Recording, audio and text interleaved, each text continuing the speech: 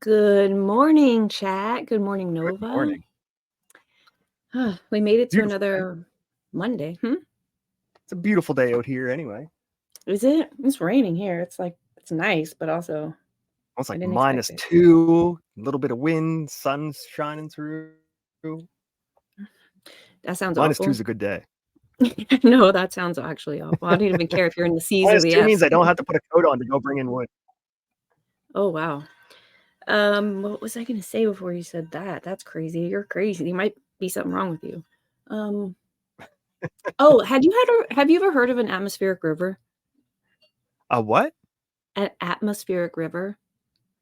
I haven't heard of it, but I would assume that's just the wind that goes. No. These atmospheric rivers are actually what's causing The California jet to stream. not Sorry, be the in a jet drought. stream. Yeah, it's No, called. it's I the think it's. water. It's the water in the jet stream.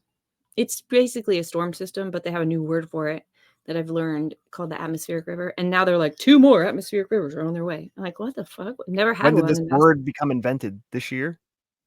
it Is it a became global popular boiling? in the last year, I would say, in the last It's 6 months, but I don't know when they invented it, to be fair. probably COVID propaganda. Let me think. Atmospheric river. Maybe. It definitely sounds scarier than storm system. Like the jet stream, if you look at you can see it coming across the country and it brings the wind and it has like a pattern. It always does a certain direction. Yeah. Now I had water. That's they just need to scare a name for everything, right? Yeah. Like It water is. isn't water, it's snowman blood. Ah! Gross. Man, I have some weird thought in my head and I don't know what it is.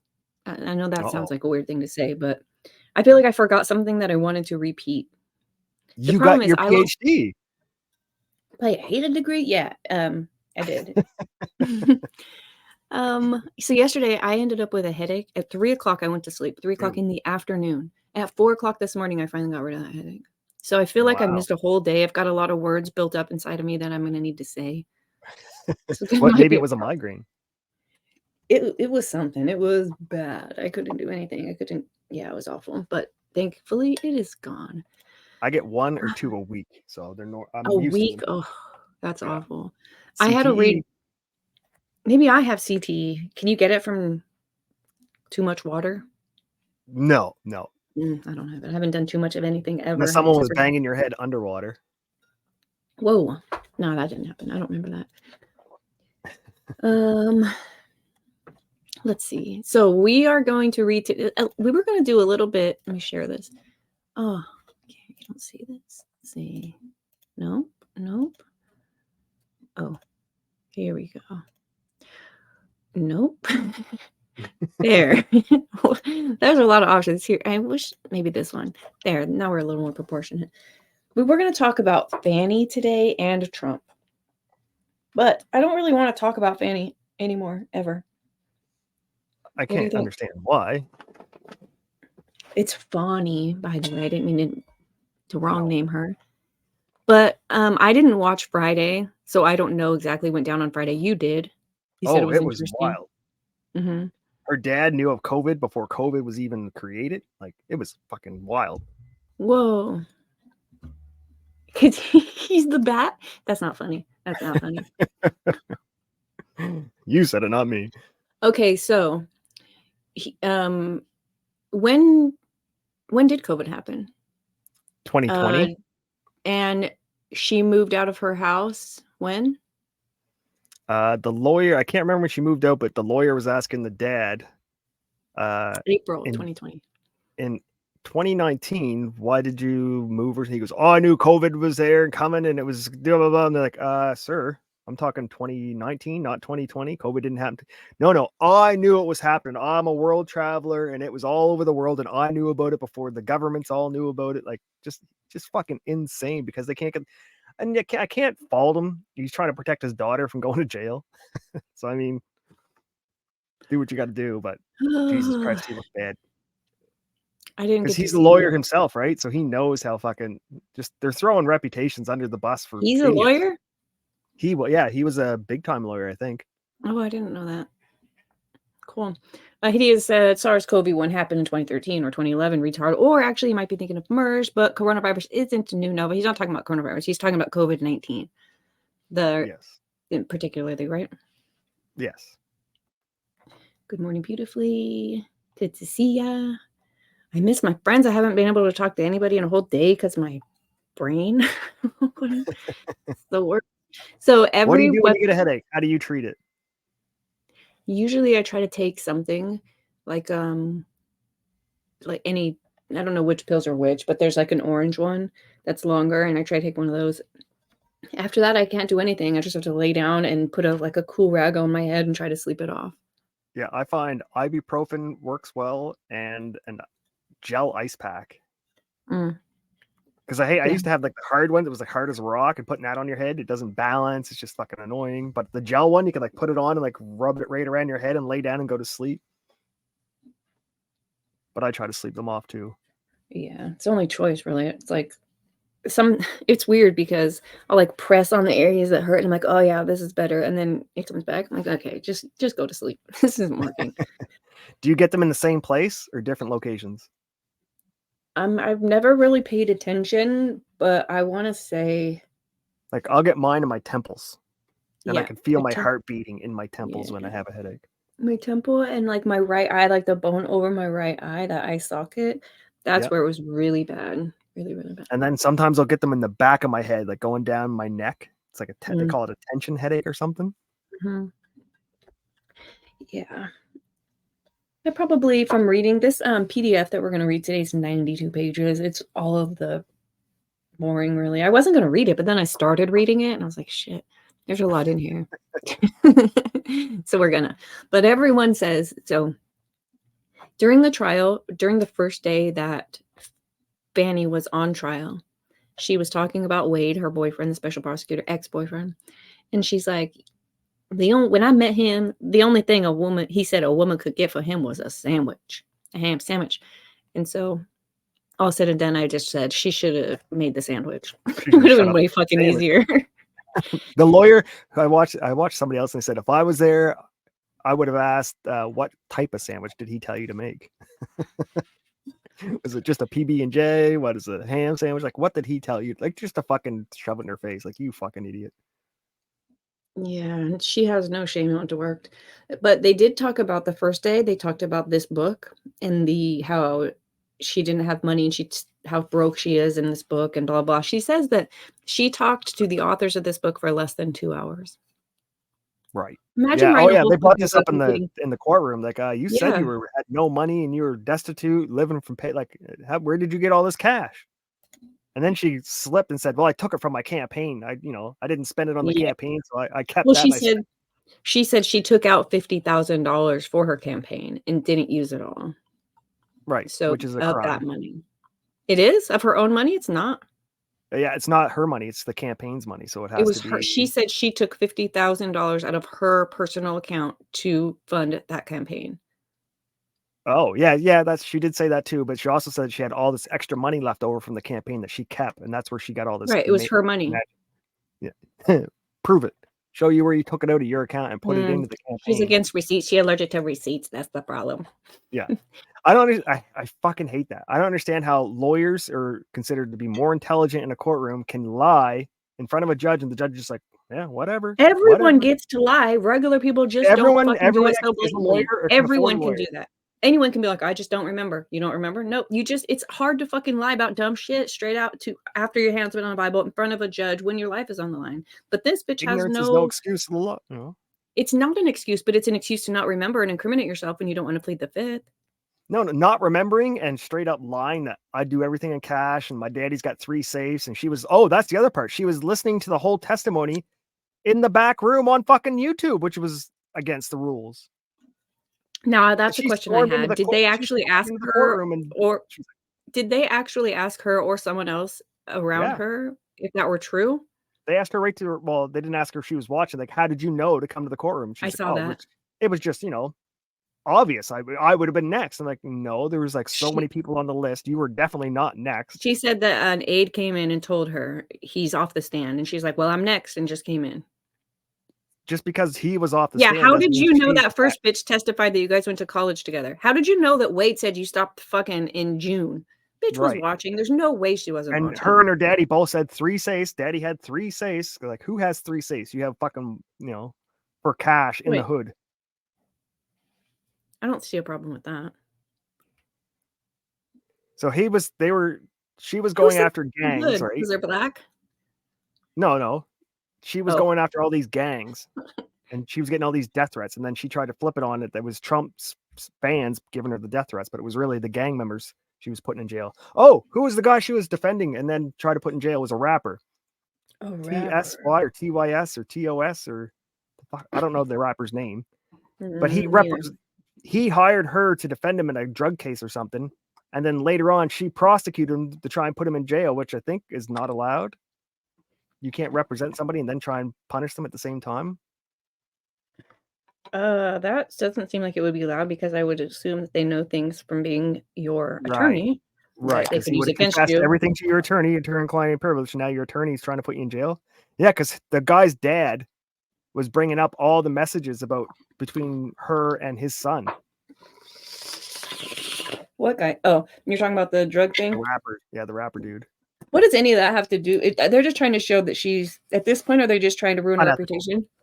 No, just trying to prove that she has no business being a lawyer. She violates her code. This isn't where they would do that, right? There's a whole different place to do that. This is just trying to say that she has unfit to continue with this trial. Right, they're so trying what to the fuck is impeach the her. drug?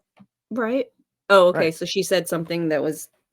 So if they can do a pattern of behavior where everything she does has violated her ethics and her standards and all that stuff, like, look, it's a pattern of behavior that this bitch doesn't do what she's supposed to do ethically, morally, legally. She just does whatever she wants. She's just a rogue. I want to show this. We didn't cover this well enough last time. So I'm going to show it again. Crooked as they come, DA Willis caught on tape ignoring whistleblowers' evidence of corruption and later fired the whistleblower. She had a woman. Is the video here? Here it is. Aren't there supposed to be legal protections for whistleblowers where they can't be fired? She wasn't that. Let me read this to you. It says, as the eye of conservative scrutiny turns toward Fulton County DA Willis in the wake of her RICO case against Trump, blah, blah, blah, news. Let me get to this point. Reporting on the matter, the Free Beacon said that now I got to read the whole ass thing. Uh-oh. Yeah. You heard the allegations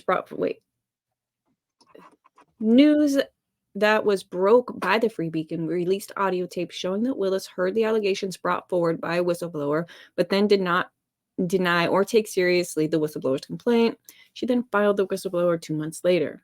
Reporting on the matter, Free Beacon said that the incident happened in 2021 when Willis was under a year into her time as DA for Fulton County. Then an employee of the DA's office, Timpson, the girl who got fired, and also filed a complaint that was eventually dismissed. And in that complaint, I might have said this last time, it's worth saying again, the Timpson served Fanny at her office, but Fanny didn't come to get served, so she served whomever, the girl that's sitting there. Fanny's like, no, you don't get to serve me through another person. So she ignores it until this lady has to send her something in the mail. You're the DA. You know you were trying to be served. You just get to fucking avoid it because they didn't do it right. The nerve of this bitch. It's wild. Straight up ghetto. It's very ghetto. During the meeting, okay, let me just play you the audio of this. Why is everyone buying this new mini chainsaw? It's so strong it rips through logs, branches, and even shrubs with ease. Never got that contract. These knee sleeves will turn back the clock on your knees by 20 years. If you suffer any type of knee...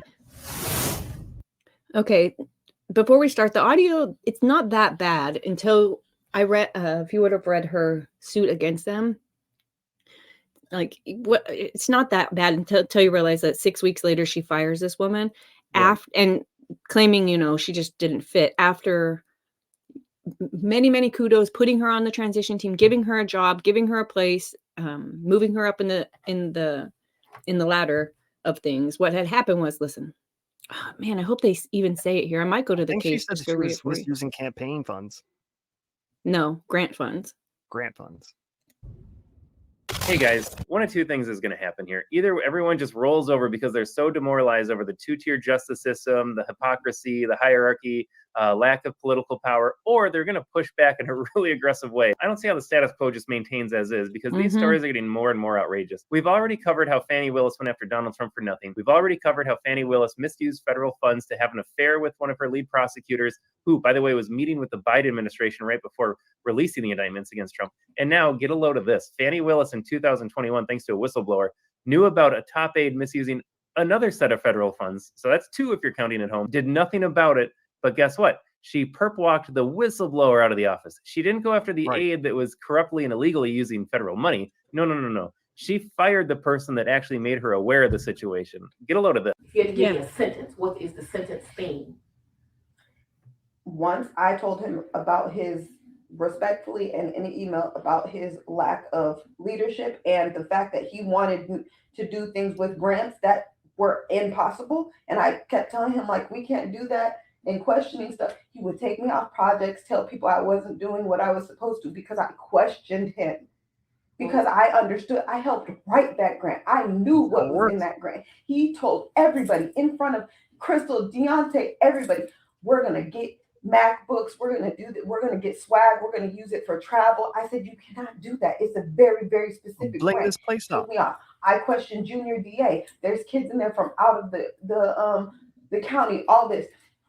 Took me off Junior DA. I did not want to do it. He made it look as if I wasn't doing what I needed to do because I questioned him, because I knew for it. This is sad. I hate the sound of her voice. It's just so sad. Yeah, it's you like, can hear it. Yeah. So, and she's like, I told him he couldn't use this grant that way. I wrote the grant. Yeah. She wasn't even trying to like fuck him over. She's like, don't use that money. We'll keep doing what we're doing. I'm still on the team, but you know, we can't punch guys in the nuts when they're taking a 3-pointer. We just can't do that. Or in fact, Mr. Cuffey respectfully did not know what he was doing, period. So I respect that is your assessment. It was clear to me that you and Mr. Cuffey were not getting along. And I'm not saying that your assessment is wrong. I want you to really listen to the words I'm saying. I'm still gonna fuck you up. And this is my personal opinion, to one woman to another, is dangerous to your administration. He tells people, when I reached out to you, he told me, oh, you think your word is safe? And exactly when you reached out to Miss Willis, she called me and told me, she told me she did. So she's a bitch. Reach out to her, she's gonna reach back out to me. So I didn't even go to HR, and he put Dexter's name on my PDP, and I didn't even feel safe going to anybody. How sad. It's evil. It's straight up evil. I tell you something. I have 3 supervisors that have failed in this building. What's interesting to me, because I'm in a learning curve too, they each pretend to have a relationship with me that they do not have. Sure. I guess that's an intimidation tactic. I'm sorry that you felt that way, but Dexter certainly don't have no relationship with Michael Cuffey. You were safe to go those places. The fact that she ratted her out when she came to her as, you know, in confidence, there's got to be a legal thing there. She could sue Fani. Not this one. You guys don't get to see that yet. Okay, fuck it. I'll show you this one. Okay, so don't. I did the math. Yeah, that we're done with Fani. Sorry, Fani. Good luck and all that. Whatever. Go fuck yourself. This Trump. Everyone says Trump has $350 million worth of fraud fines. He just lost $350 million. So I added it up. It's like $444 million because there's a 9% interest that they added on. 9%. Yeah. Well, 9 for the year. They're not allowed to have made anything zilch from what they are considering the fraudulent, the fraud for the banks and all the loans and stuff. So it comes out to this. But then I was like, I wonder how much their expert witnesses cost, because on every page, let me show you an example. This is the document. You go down here. And he didn't defraud the bank. The banks got all the money they were due. We can argue about that if you feel like it. Professor Billett pays bills at the rate of $1,350 an hour, approximately 650 hours for this engagement. Oh, I just happened to pick one of the biggest ones. Jesus. So at the footnote, right? So I was like, how much did he fucking spend on expert witnesses? Well, here you go. This Unknown guy said hours. he didn't know how many his hours, so I just estimated him at 45,000 when I came to the final number, because it's actually low. 50 hours is the lowest I think you're going to see here. The 50 hours, 325 hours. Stephen made 300 grand. David Miller made 35 grand. 35 grand. I think that's right. Robert Unell, 180 What are the grand. odds of these all vote Democrat? These are all Trump's witnesses, so Oh, they're Trump's witnesses. Trump's expert witnesses, yeah. 50-50 then, I guess. John Shubin made 150. And he had 2 assistants that were helping him. They also made 100 grand. Jesus. This Where's guy, this money coming from? Is this people donating money? And donating? These people charged Trump to be an expert witness in his case. His witnesses came out to be 2 million. His expert witnesses. One expert didn't charge him. One said it'll come out in the wash because we have $1 million deal somewhere else. Yeah, so 2 of the expert witnesses didn't charge, or maybe a third one at the end. But this is how much it costs. So if you add the 9% that they had to tack on for interest, plus all of the other money he had to give back, it comes out to be like $447 million that he was fined altogether. And that this is going to cost him. That doesn't include his attorney. These are just the expert witnesses. Is this getting all thrown out on appeal though? It'd be hard. We'll see what you think. I hear what you're. I don't know going enough about into this it. case. I'm just curious if it's one of these bullshit, I mean, I do think this is extreme. It is so extreme. But what Jean Carroll, she got $500 million. That's going to get thrown out, I think. She did? Oh yeah, she got 94 million or something. That's not half a bill. I got the bill wrong, but I think she got like 98 million, 94 million. But I know yeah. Well, stand in line at this point. If this doesn't break him, I don't know. If you read, so we're going to read this, and it's going to give my more proper breakdown. When Trump became president, or even before that, there were always rumors that he was like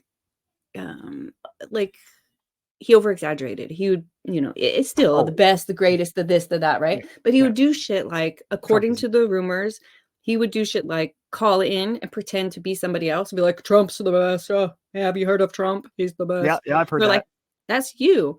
So he like has this reputation. Before any of this, people still loved him as kind of lying about himself and overinflating his own everything. Right. So that is this is what this is. This is just going to be on a big scale, him estimating everything. And for the record, at the very end of this, Trump's going to say he still doesn't think they did anything wrong. So he spent all this money. He's getting fined. It is going to appeal, obviously. But he's like, I think that's you the haven't Democrat shown me goal, anything. to make them bankrupt. They don't care if they win any cases. They just want to drain them. Well, you have to win the cases really to drain him, because he can afford these witnesses all day, every month. He can probably afford his attorney, but the profits he made, the interest he saved, the interest he gained. I mean, you can't, how the fuck, this is crazy that they can just divest him of everything he made from those loans. The sale of they want to go after his kids too, because they're saying profited. 2 of his kids did profit. One of them, Ivanka, was taken off. Let's get into it. Hold on. I'm not going to profess to really remember and know everything, but this will tell us. They could still be Democrats. That is what Trump paid them all. He still exaggerates. Yeah. Hello, libtarded Feijo. She's the perfect candidate for Coloreds Month. I think Thomas Sowell came out and he said these people are just like pets for the Democrats. Which people? The blacks that they're using. Letitia James and Fanny. Oh. Thomas is like, they're literally just using them as puppets and lawn boys. And they don't even realize it. They think they're being these, they're telling, oh, you're going to be the best lawn cutter ever. You're going to be like the king of lawn cutting. Just go out there and cut my lawn. Like, yeah, don't worry about the legalities. That's not at all. It's more like, you're going to be the first black judge ever. Wait, I'm in the what? And you're like, yeah, affirmative action. And the next thing you know, you put him on the stand and he doesn't know his ass from a fucking hole in the wall. And you're like, this dude's a judge. Yeah, Right. because they don't give a shit. Like those That's why I titles, question like, Fanny. they're the equivalent of you might as well mow the lawn. Like you'll be useful eventually. Just keep doing what you're doing. One day we might have a big ass weed for you to fucking make your name known. Other Right. than that, just mow the lawn. Yeah. Well, that's like Nikki Haley came out and said that the next president's going to be a woman. It's either going to be her or Kamala. They're like, they've already decided it's going to be a woman no matter what. Like, okay. Who's they? They don't get to fucking decide. Don't tell me They the do elections aren't decide. rigged when you get to say shit like that, bitch. I know They they decided do. that you I'm guys just got saying. Biden. Don't they have a narrative? Don't they have a script they're supposed to follow? Don't say dumb shit, Nikki. Never, Nikki. Okay.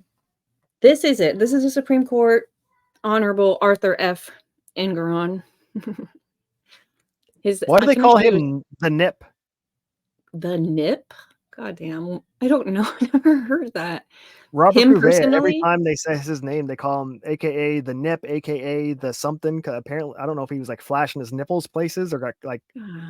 The Nip? Yeah, don't know. every time Look Robert at mentions this his name, it's picture. always AKA the Nip, AKA something else. His signature pissed me off when it got to the end of this, and this is how we wanted to sign in a little picture. I was like, you son of a bitch, What? you wasted 92 pages of my life. You fucked Trump. And here we are. But actually, he didn't fuck Trump. He could have fucked him harder, and he did not. He could have taken his business license away from him and his sons. He didn't do that. He could have done, I guess he could have done one extra thing. Instead, he just took all his money. He took a topless pic, beautifully said. Ah, there you go. I knew it was something. Chat, It was should always I look AKA into the it? Nip. What's his name again? Algernon? Arthur F. Engeron. Arthur F. Engeron. Beautiful nose. I'm going to put pick, not this guy is going to, you guys. If this is the right guy, apparently his nipples are available. Yes, him. Oh yeah, that's the crazy man. Like he like performs for the camera in the courtroom. Like he's full on Dr. Spiegel crazy, but he's a judge. He has the vibe. You do know, I just told you about Wade fucking, what's his name again? Special Prosecutor Wade. I'm questioning. Yeah, so Wade had no business even picking him because Wade was uneducated and had no business even in that position. I don't know. Are you looking at what I'm looking at? Who cares? That's what this guy looks like. I'm not going to find his nipples after finding his face. I feel like that's just gross. I don't know what I expected, but it wasn't that. Topless pic, gross. Here's a question. How do they write bar exams? Do you have to be there in person? Like with the government ID? Or can you do it online? No. I don't know. Because I don't think Fanny and her little boyfriend Wade actually passed a bar. I don't think they Oh had my God. pass a bar. You're ridiculous. I believe that. Kurt fucking passed the bar with like a 98%, dude. These people can do it. Kurt studied for like 6 months How of the his fuck life. do you know that they didn't study? Because I don't think they even understand the law. You're retarded. They can't be. They're either that corrupt or they don't understand the law. Basic fucking like ethics. That corrupt is the answer for 1 billion, Alex. Ding, ding, ding. Decision after and order after non-jury trial. These are the plaintiffs: Donald Trump, Trump Jr., Eric Trump, Alan Weisselberg, which he's going to be a big name. We'll hear his name a lot.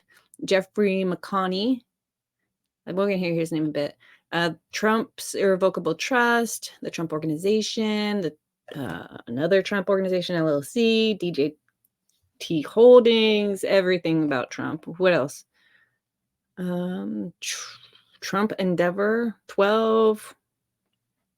Some other, these are the post office, Wall Street, Seven Springs. Okay, so these are his properties. Seven Springs is a property, 40 Wall Street is a property, old post office. These are the ones that he has to give the money back for him. I thought Trump had to divest himself of everything when he became president. He had to stop being the president. He put himself back on the board after J6, J20. Oh, actually. So couldn't he just we'll learn that here. Get off the board again? What will that do? Wasn't that their complaint that he's No. No. Okay, let's read it. Okay. There are a few things. Should I tell you how I feel about this before we start? I feel like, no, I guess we won't. If it comes up, I'll tell you. I don't want to. It's already been 30 minutes. So it says Arthur F. Engeron Justice, after presiding over a non-jury trial that began October 2nd, 2023, and ended December 13th, 2023, with closing arguments on January 11th, 2024, this court makes the following findings of fact and conclusions of law and issues this decision and order. Here's a summary. Donald Trump and entities he controls own many valuable properties, including office buildings, hotels, and golf courses. Acquiring and developing such properties requires huge amounts of cash. Accordingly, the entities borrowed from banks and other lenders. The lenders required personal guarantees from Donald Trump, which were based on statements of financial condition compiled by accountants that Donald Trump engaged. The accountants created these compilations based on data submitted by the Trump entities. In order to borrow more at lower rates, defendants submitted blatantly false financial data to the accountants, resulting in fraudulent financial statements. That is a perfect nutshell.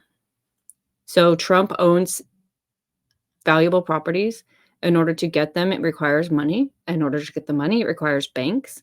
In order to get the banks to give you money, it requires financial statements. And in order for the financial statements to be made, you have to tell your accountants what to put in them. Trump's organization was the one giving the accountants the numbers. It's as simple as that. There are two types. Why do rich people need to borrow money to do stuff? They're rich. Shouldn't they just use their money? No, that's why they're rich, because they don't spend their own money. Duh. That's why they have great credit. You have great credit, so you don't have to spend your own money. And to be fair, Trump never missed a payment, and they're going to tell us this. The court now finds defendants liable, continues the appointment of an independent mentor, orders the installation of an independent director of compliance, and limits defendants' right to conduct business in New York for a few years. Good morning, Charlemagne. Good morning. We just finally got into this. I highlighted what I felt was important. So it says timely and total repayments of loans does not extinguish the harm that false statements inflict on the marketplace. It is undisputed that the defendants have made all required payments on time, but the next group of lenders to receive bogus statements might not be so lucky. That's the whole point. He might have made his payments on time, but he lied to get the low payments that he had, or the payment. It doesn't matter if it was high or low. It was false. Right. The trial, I didn't highlight any of this, probably because we're going to hear it 2 or 3 times. I guess we're going to get to the witnesses. Some of these witnesses didn't highlight. Doug Larson read to the certain things. Doug Larson is a valuation advisor and certified New York real estate appraiser who currently works at Newmark. Prior to working at Newmark, he worked at Cushman & Wakefield for almost 25 years. Cushman & Wakefield will appraise the properties for Donald Trump, Eric Trump, all of the Trumps, for the Trump organization. We'll see Cushman & Wakefield a lot. Larson testified clearly and credibly that although his name is cited as the source to justify a 2.94 cap rate on Niketown, a property which Trump owned 2 long-term leases on 57th Street, Larson never had a specific conversation with McConney in which he advised him that such a cap rate would be appropriate, nor was he aware that he was listed as a source for such a cap rate. Larson further said that he would not have advised McConney to select the cap rate. So I think down here, a cap rate is calculated by dividing a property's net operating income by the current market value.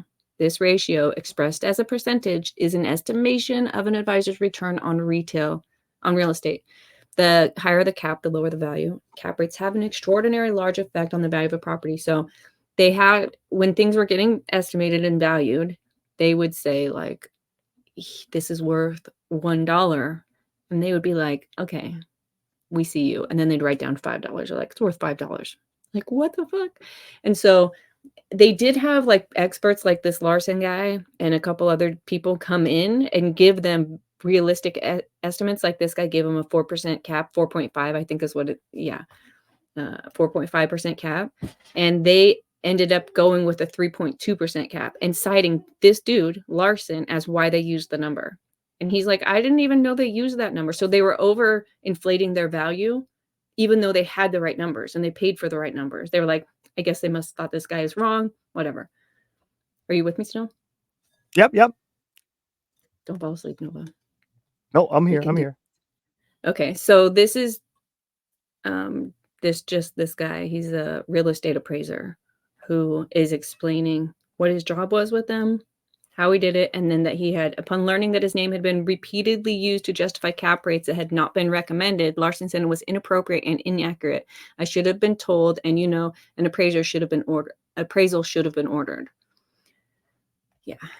He says he took further issue with his name being used to justify a cap rate on the property controlled by Vornado Partnership as interest. There are, I think, 5 different entities that they talk about through this whole thing. One of them is this Vornado Partnership interest, which Trump calls it considers liquid cash for him.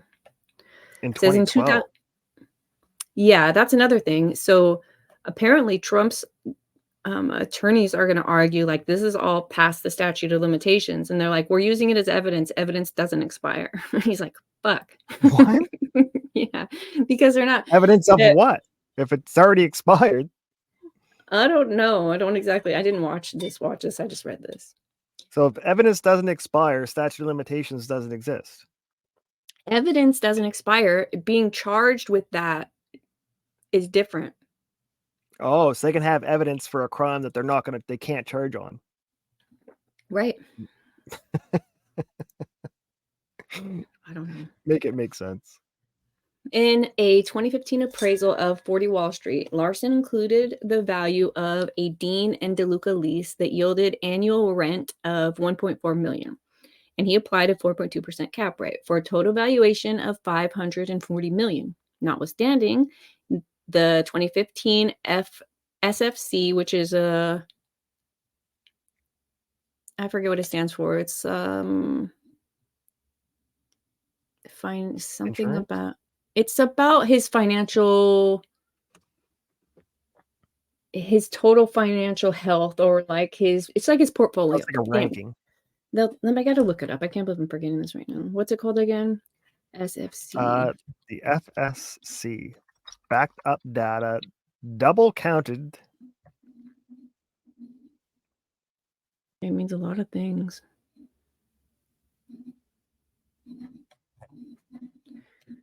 I didn't even use English. To Dean and Duluth lease, FSC. It's some. What is? I need. He was not the source. So where do they? If he keeps saying he's not the source, where's the source coming from? It's not true. No, they changed it. So like I'd be like, hey Nova, what's my house worth? And you're like, I don't know, $10 with like 4 points. And I'm like, all right, cool. And somebody comes by and they're like, hey, what's your house worth? And I'm like, $15 with 2 points. And they're like, ooh, nice. Like, who's your source? Nova, he was just here. And you, hey Nova, did you just give her an estimate on the house? You're like, yeah. You're like, oh fuck, sounds like it all checks out. Moving on. Here's your loan. It turns out I just lied about what you said. You were there. You did give me a number. It's not what I liked. I changed it. And then I kind of didn't lie because they didn't ask what the number was. I told you I did give an appraisal. I'm just not telling you what I something like that. For. So whatever he says is what it is. Well, I still can't figure out what it means, but I'm sure we'll come across it because I had to have come across it yesterday. That's what we do here, buying and selling used cars. If say the ticket price, say you're selling a used car to somebody for 10 grand, you go in and you put on the bill of sale $2 grand because you only pay taxes on $2 grand, not the 10 you actually bought it for.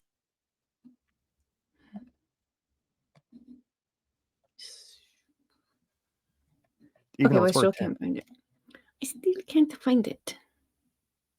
Financial. Well, why did they bring all this up the first presidency and try and stop him from getting it the first time? Why are they bringing it up now? Yeah. Is this like the bottom of the bucket of things to throw at him This will keep going on until 2020 until something. Trump dies? Once he Well, dies, no, I'm like, well, 2021 he got another loan, I think. So I'm not sure exactly. yeah. So if he did all this, he borrowed the money, he paid all the money back and all the interest back. They want more interest. Is that what they're asking for?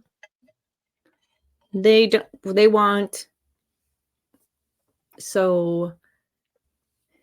the interest he would have paid had he not lied. So like the difference that he would have paid, they want that. It's like 126 million.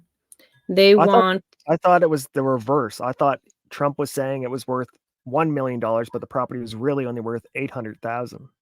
So wouldn't that mean Right. the interest would be less? I thought he was overinflating his numbers. He was.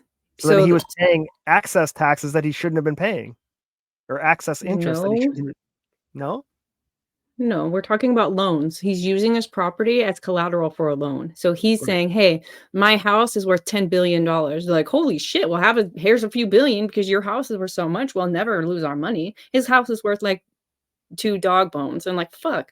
So we really thought that he was worth more because he said he's worth more. He represented with his attorneys and his accountants that he was worth $10 million.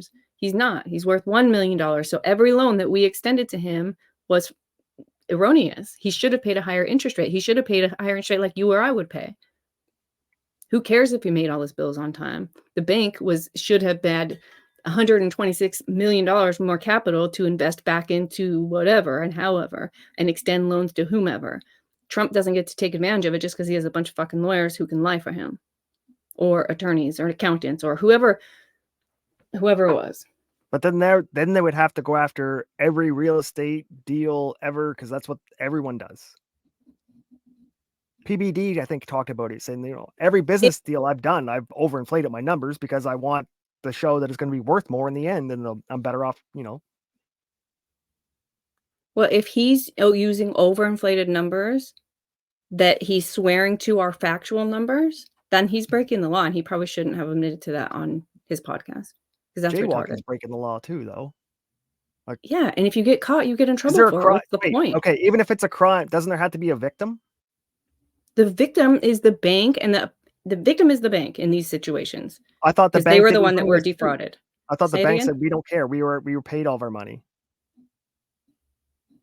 I didn't see that.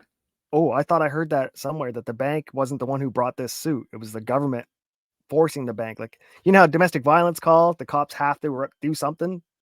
Even if there's no complaint from either party, they still have to arrest somebody for whatever bullshit reasons. I don't think the bank actually filed the complaint. No, I think it's because he filed like federal forms attesting to his numbers, and then used banks that are, I don't know how it works altogether, but to say that the banks didn't care is kind of a stretch just because they are not the ones who followed the charges. I'll have to see if I can find that PBD part, because PBD, who you just told me admitted to lying on his own tax forms. You think he's a great source for this? Yeah, that guy, the rich guy. Stupid and rich, sounds like. Hey, I'll be stupid and rich all day. I'm just No, stupid. I don't think you could be. You're going to use your own money to do everything, you retard. You won't even get a loan. That's true. Which is crazy. I remember being like 18 or 17 when I bought like my first car and stuff. I bought everything I had 3 cars I bought with cash because I saved up the money and bought them. And then I applied for like a cell phone bill or something. Like, you got no credit. I'm like, I don't need credit. I save up the money and I buy everything. Why would I ever borrow money? And the guy just laughed at me like, what the fuck are you laughing at? I don't need to borrow money from people. Anyway, apparently you do, just to survive here. Why do you have a credit? Why do you have good credit? What's the point of good credit to you? What's the point of it? Mm-hmm. So you can borrow money. Yeah. Which is insane. It should show you that I don't need to borrow money. It should mean if you've never borrowed $1 in your life and you're 45, that should show you that you have an amazing credit. You never had to borrow a penny. You're all self-contained, that should or be you like just were broke your whole life and you had nobody to ask for $1. Then you need to borrow money. If you're broke, you need to borrow money. You said what? Who cares? You need to borrow money. Maybe you never had another person around with $1. I don't know. That's what payday loans are for, those people. Which I think is criminal. True. It's criminal for the establishment to exist. 29% interest? You fucking sign on the dotted line. That is your problem and not theirs. Yeah, but people who are desperate, right? So fucking what? I just think that 30% interest is fucking criminal. Yeah. Why is 50% interest criminal, but 30 isn't? Like, where's the criminal line? Because that's what loan sharks used to do. And they're like, oh, you can't charge more than 50% interest. So then the because payday loans only came out, what, 20 years ago? And all they did was go 1% lower than the legal threshold for loan sharking. I just don't understand. If you borrow my money and I'm like, all right, but like I don't really know you. So 50% is what you're going to pay me back. And you're like, I really need it. That's fine. You made the fucking deal. Later you can be like, I was so broke. You took advantage of me. Fuck you. Don't come to my shop. I didn't. You made a deal. Your handshakes were dick. And that's why you don't have any money today. Because you probably shit at everything you do. That's how girls get turned into hookers and prostitutes. They're so desperate. They need to do something for money. I think it's bad. I don't think it should be allowed. At 30% interest, no. Don't take the money. Don't go out of your way to go to someone's business who's offering that to you. Then go ahead and just suffer till next week or next payday. Like then suffer. And suffering is also shitty, but that's what you have to do. Suffering is what people are not willing to do. What they want to do is borrow you money at 30% and then cry to some other asshole that's going to make their business go out of insolvent because they made a deal that they were never going to fucking keep. It's like student loans. You signed up for it, pay it. No, the people with bad credit who are going for the 30% interest shouldn't even be allowed to get a loan. That's why they have high interest, because they have bad credit. They've proven over and over again that they can't pay it back. Loaned money. No, that's why I think you shouldn't even be loaned money. You've proven you're not fucking. Yeah, but that's the thing. That's when it comes into, if you do have hard times and you do have bad credit, then you are going to pay a higher interest rate because it's hard times and it does suck to be you. So here's that 30% and I'm sorry, but you are bad at paying your bills back. That's what happens. If you have great credit, you go there and that doesn't happen to you. You probably aren't going to go there because you have good credit and you can go somewhere else and get a better interest rate. But no, I don't think so. I'm going to stay with it's evil. Jesus was flipping them fucking tables. I'll flip the tables. Because they were doing it in his father's house. He also had a treasurer. He wasn't against money whatsoever. No, he was against interest. Just like Islam. See, Muslims have a good. That's the only thing I like about Muslims. They're against interest. It's against a religion to charge interest. Interest is kind of it doesn't make sense. That's where fake money. That's where like money out of nowhere comes from. Right. I was paying 29.9 on my first car because I didn't have a credit score. Yep. Yeah, it's crazy. And then she probably signing up for it. You knew that it was built into your payment. And then next thing you know, you go to get your next car and you're like, wow, every payment you made, no more 29.9% credit. No, instead of 28%. Interest is the incentive to loan the money. But when the first dollar was loaned, you're like, here's your dollar, give me back $2. You're like, how the hell am I going to get that other dollar? Where does it come from?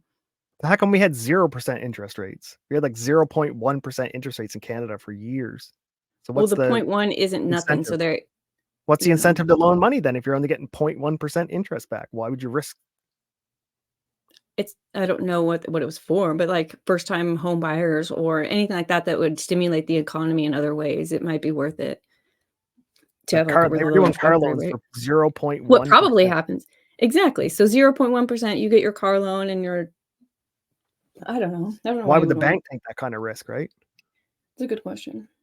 I don't know on a car loan. It's to trap people. What's the trap? To get them into payments. Okay, well, what's the trap? Because you know that they're eventually not going to be able to pay it. What color are these people in your? Don't answer that. Whoa, they're Canadians. No, okay. I don't know what that means. I figure y'all come in all different type of colors. Most especially green. I'm jealous. Canucks. Okay, we're only on page 13, Nova. How do you feel about being here all day? It's my fault. Because I don't know what he's saying. Something's bullshit, but I'm not going to try to explain it to you, mediocrity. He's talking to you. You're mediocrity, not me. Somebody who lives in his mom's basement giving me financial advice. Hey. Shots fired. It does sound like you need it. I'm not going to lie. Probably could use.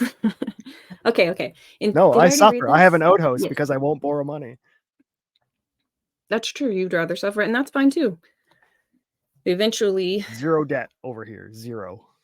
I have I owe zero debt as nobody well, but nothing. I also have indoor plumbing. Those aren't Easy, mutually you're exclusive. American. Shut up. Now you know why I want to get out of Canada. It's the plumbing he's here for. It's the guns. Don't let him Yeah. lie to y'all. It's the running Okay. water. We got to get through this. It's not all highlighted, I promise, but a lot of it is. It gave me a headache, a 2-day headache. So fuck. Good luck, y'all. In 2015, in a 2015 appraisal of 40 Wall Street, Larson included the value of the lease, rents 1.4 mil, 4% cap, total valuation of $540 million. Notwithstanding, in the 2015 SFC backup data double counted the lease. Connolly also chose a much lower cap rate than that on the appraisal and listed the total value of 40 Wall Street over $735 million. It valued at $540. They list it at $735. So now he's got $200 million worth of play money. This is fake money. He's going to be able to borrow against money that does not exist. All right, I have a question. In the States, do you guys have an assessment of your house versus your sale of your house difference? Like, so here, my assessed value would be, say, 100 grand. But if I actually put it on the market, it would be 150 to 200. But the government assesses the value, whatever formula they use, at only 100. Do you guys have that difference there? Like your I assessed know, value versus like, actual value? yeah. Well, I know, like, we had to get an appraisal when you get your loan. And Right. so, And you want that appraisal to be lower, so you're not paying as high as tax. right. And then, your house becomes more valuable and you won't get a new appraisal. So those numbers should be different. So, yeah. So I'm wondering if it was appraised at the 540 million and then, renovations and market changes. And this is 2015. 2015, it was appraised. In 2015's SFC, they put it as 7. This is all the same time. They changed the cap rate, everything. This is all the same year, same time, same one appraisal has happened. And they just decided it is worth more than you've said it's worth. You just don't understand. Not you. That's what they're saying. Yes. Okay. I'm like, I'm too quiet. Not trying to insult Nova. Don't you? No, you just can't see me nodding and agreeing with you stuff. No cam. That's right. We give up our cams for Lent. Okay.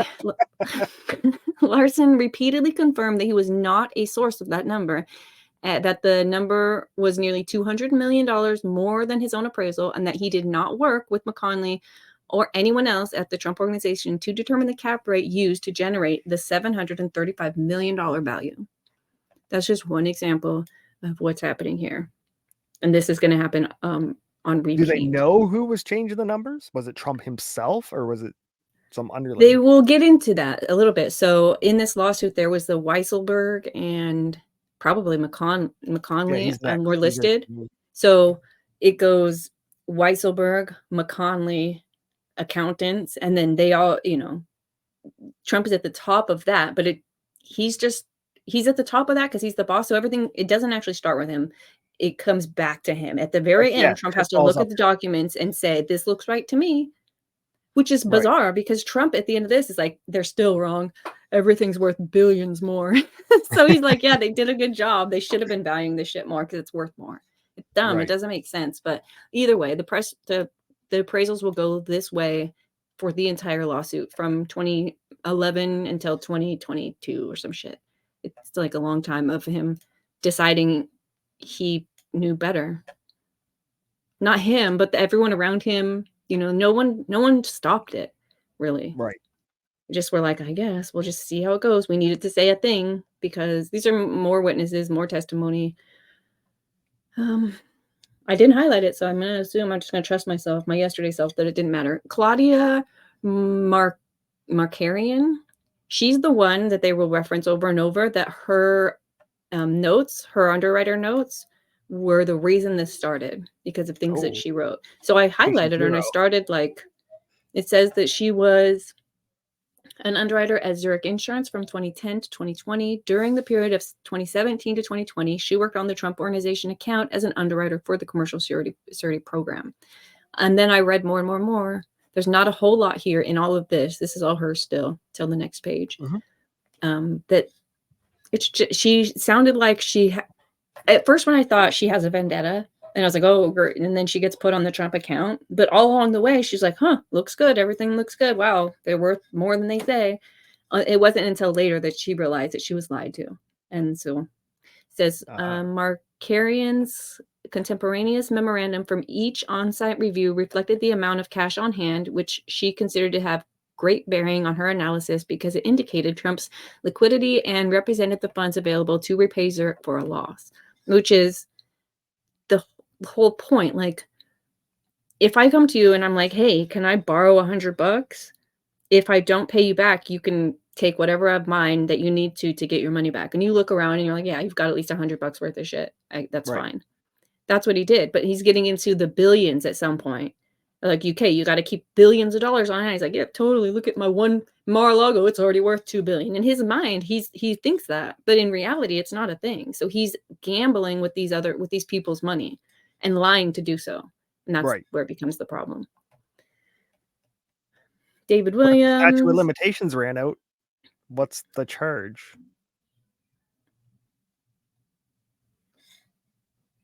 I don't know anything about that. They're not charging him with anything that they couldn't, obviously. Anything that had a statute that's run out, they haven't charged him with. So whatever it is, it's still good. But they're using pieces of evidence, older pieces of evidence that doesn't, just because this is an email from 2011 about something that happened in 2017 doesn't. Yeah, we can't charge you for anything from 2011, but we're using it now in 2017. That's all. Right.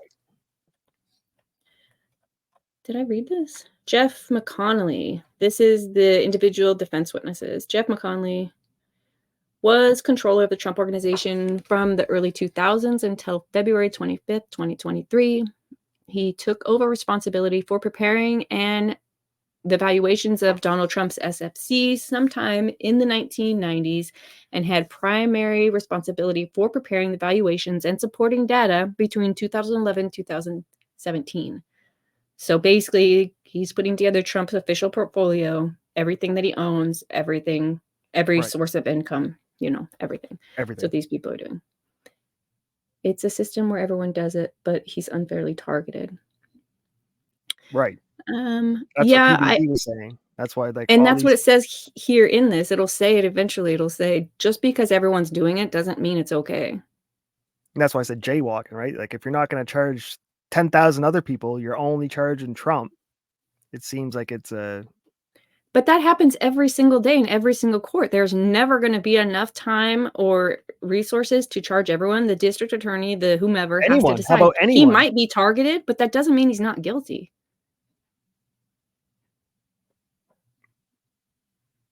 In my opinion. Oh, I'm almost off the Trump train, but there's no one else to ride. There's no other train at the moment, so we ain't getting off here. It's a shitty town. We're in I'm just Fresno. gonna hold on until I see another train coming by that looks. I'd rather be on this broken ass train than anywhere else. Yeah, it's better than walking. Is it? Statute of limitations means nothing when it comes to political persecution. True. So he's going to take over this responsibility, and that's why he's who he is. He's important. McConney testified that for every SFC, Donald Trump valued Mar-a-Lago as if it were a private residence and not a social club, despite knowing that Mar-a-Lago is a social club. When asked the reason for doing this, he testified, quote, "I don't remember off the top of my head."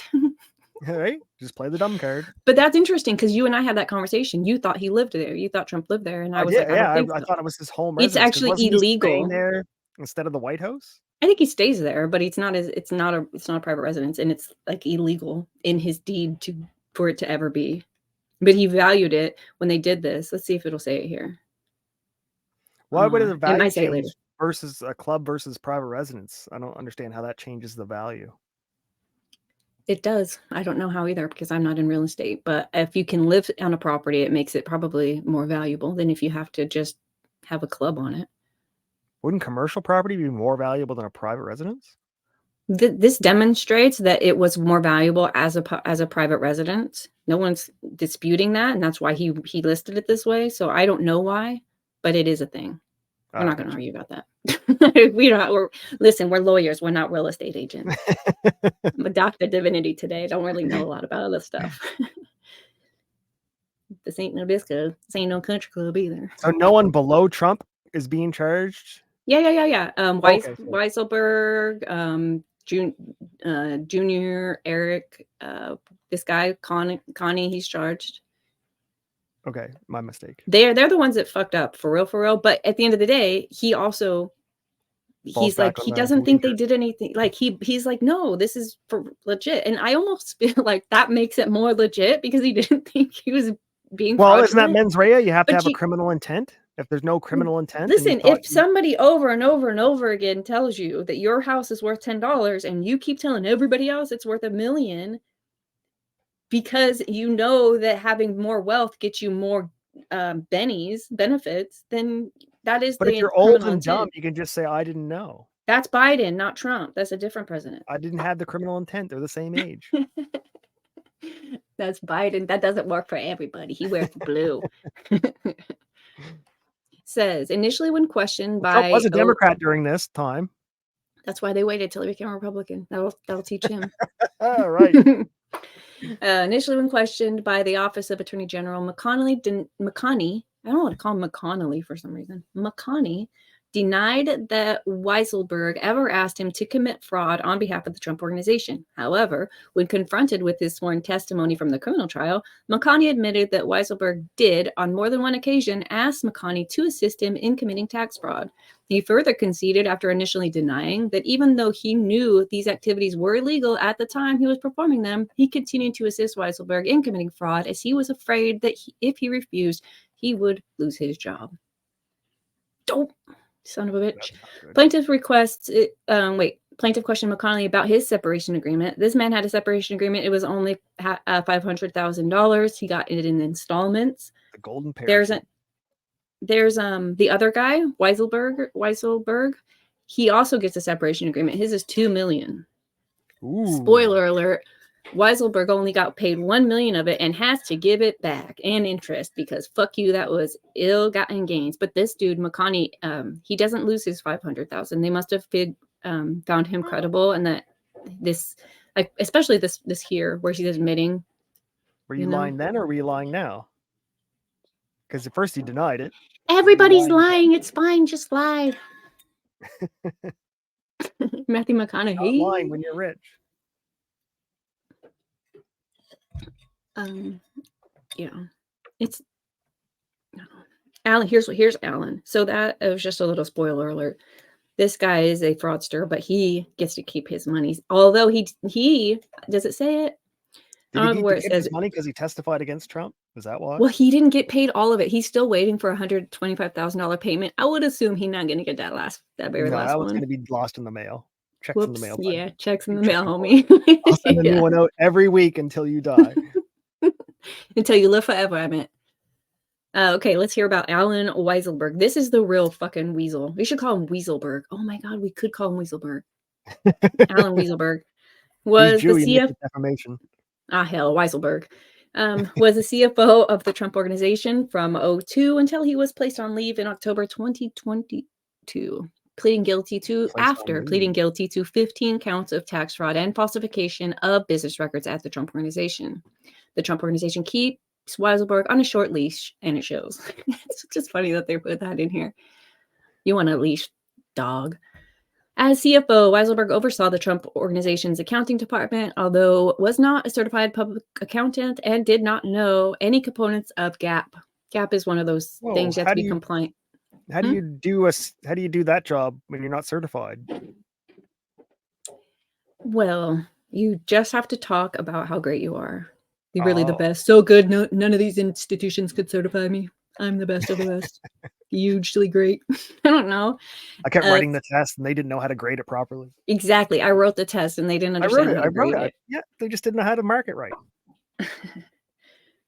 it. From 2011 until at least 2020, Weiselberg had a primary role in preparing the valuations of the SFCs, supervising McConney from 2011 to 26, and Briney and McConney from late 2015 to 2020.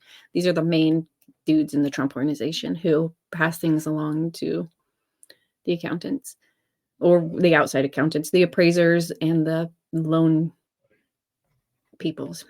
I think Trump's just a shit magnet for shit people, and they all gravitate towards him. At some point, like the common denominator is probably shit too, though. I hate to say That's what I that mean, a about shit Daddy magnet. Trump. He's the shit But magnet. he does that. Okay, shit attracts shit. Right. I don't think it's. I honestly, he's probably so he made it. He got wealthy. He's got a New York way of doing things, and he's flamboyant. And the people around him turned into such yes men that they had a problem going, bro, your apartment is fucking a third of the size you say it is. Your building is worth maybe half of the shit you say it is. And you got Right. shit on your tie. No one will say that to him. So they'll just keep going along with this plan until it gets so far out of hand that $500 million later, you're getting fucked in court by some asshole lawyer with his nips out or Right. judge. Go Rose. That's the problem with yes men. That's the problem with not knowing who you are. That's a And problem with this I think fucking that's guy. Trump's whole problem is that he just wants yes men. He doesn't want to know This the guy, truth. I just wanted to keep my job. Yeah. Well, how Right. about keeping your family fed in perpetuity? Because you're fucked. Way to That's fuck what the them. Nazis Because did. I'm just you doing my wanted your job. job in the moment, dickhead. Which I Did think read was what this? like Fannie and all them were doing. Like they were getting orders from above them, and now they're just playing. I was just doing the right thing.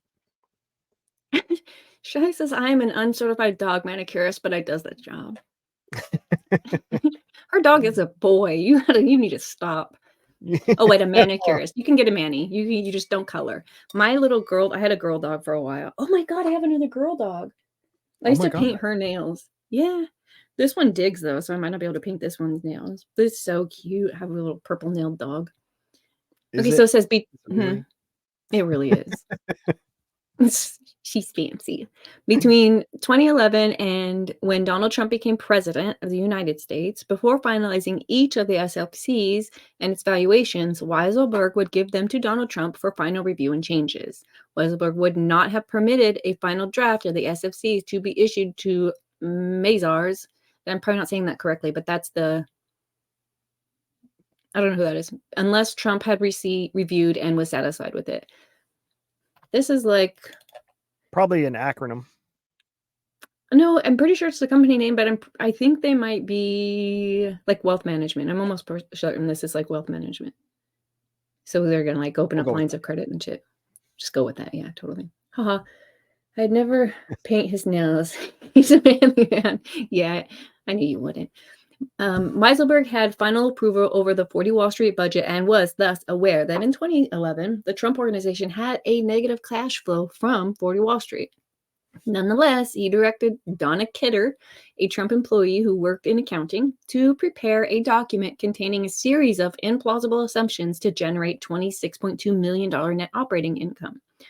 He concealed from her that these assumptions would be used in the SFC valuation. So he shows up, he's like, hey, if we could, how could we make 26 mil? And she's like, here you go, boss. Here's 14 different ways to cook a hot dog. Theoretically. And then he's like, yep, we made all this money. So it says January 9th, 2023, he entered. Oh, wait. So that this is going to be something different. So yeah, this is the kind of shit that they would do. They're running a negative cash flow, but they're going to say that they have 26 generated. This is what they That's put why on everyone there. says Trump's like a billionaire. I don't think he has the cash everyone thinks he has. I don't think he can cover this lawsuit. I think he's just really, really good at shell games and moving money from business to business to building to building. I wouldn't say think he has. really good. He's all really caught up in this nonsense. He wasn't great But at then it again, at all. remember Bill and Hillary Clinton were dead broke and destitute Yes. when they left the White House. They had no He money need- in the bank. They yes. were food banking it up, and Exactly. So he needs to become the president so he can get rich again. I bet he doesn't donate his salary this fucking go around. Oh, right. Yes. Sorry, we should keep veterans. an eye out for that. I'm a veteran today, all bone Yeah, spurs. I got bills to pay this year, vets. We'll see. It'll be a boss move if he still does it, because that would be pretty cool. Okay, You know so he on does it for January, tax write-off. It's all donated and it's all tax charity write-off. either way, he does it. I don't care why he does it. $200,000 isn't nothing, especially for this fool. Is it 200 grand? I thought it was 144. Because wasn't Fauci the highest paid government employee in America?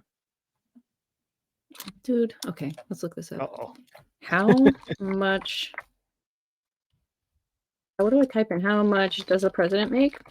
Yeah. How much does the president make? How much? Oh, we're both wrong, idiots. 400,000 Oh. What about with an Fauci? expense account. That's not a big expense account for the president. He likes McDonald's. He likes his Diet Cokes. DoorDash doesn't come cheap.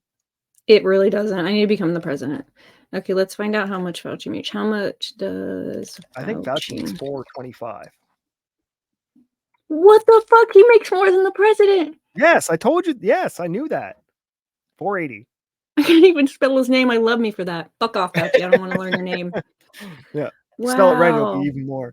Yeah. He's the highest paid government employee, and he should be fucking hung from a What? bridge. Damn. Do you think he's vaccinated? No, never. No. I don't think so either.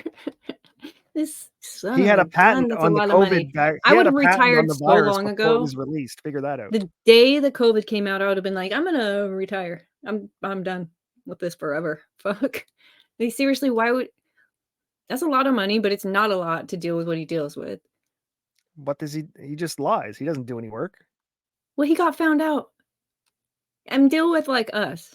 Deal with people who like make memes No, about there him. were Fauci pillows and Fauci t-shirts. He was a fucking celebrity.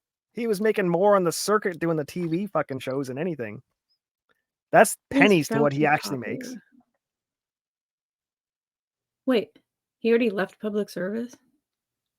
I'm a little behind. Is Mandela effect? No, I don't think he's still fucking What's behind the attacks on Dr. Fauci? murder. How about torturing puppies with fucking Oh my God. sand?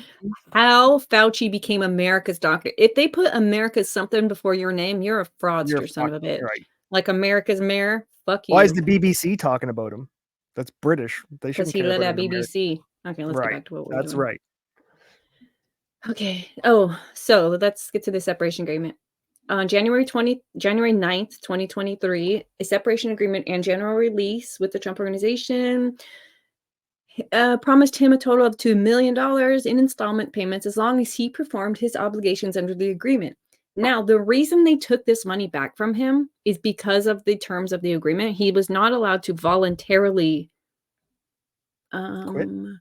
No, he wasn't allowed to voluntarily cooperate Oh, with law enforcement, government, anyone. He had to be subpoenaed or yeah, otherwise. that So would be in my except for contract for someone working for me. right, I don't find that to be bad either. I'm like exactly what I would have said. It doesn't seem bad, but they're like Like basically enough. NDA, that's a standard non-disclosure. Like that, you can't say anything about me unless you're,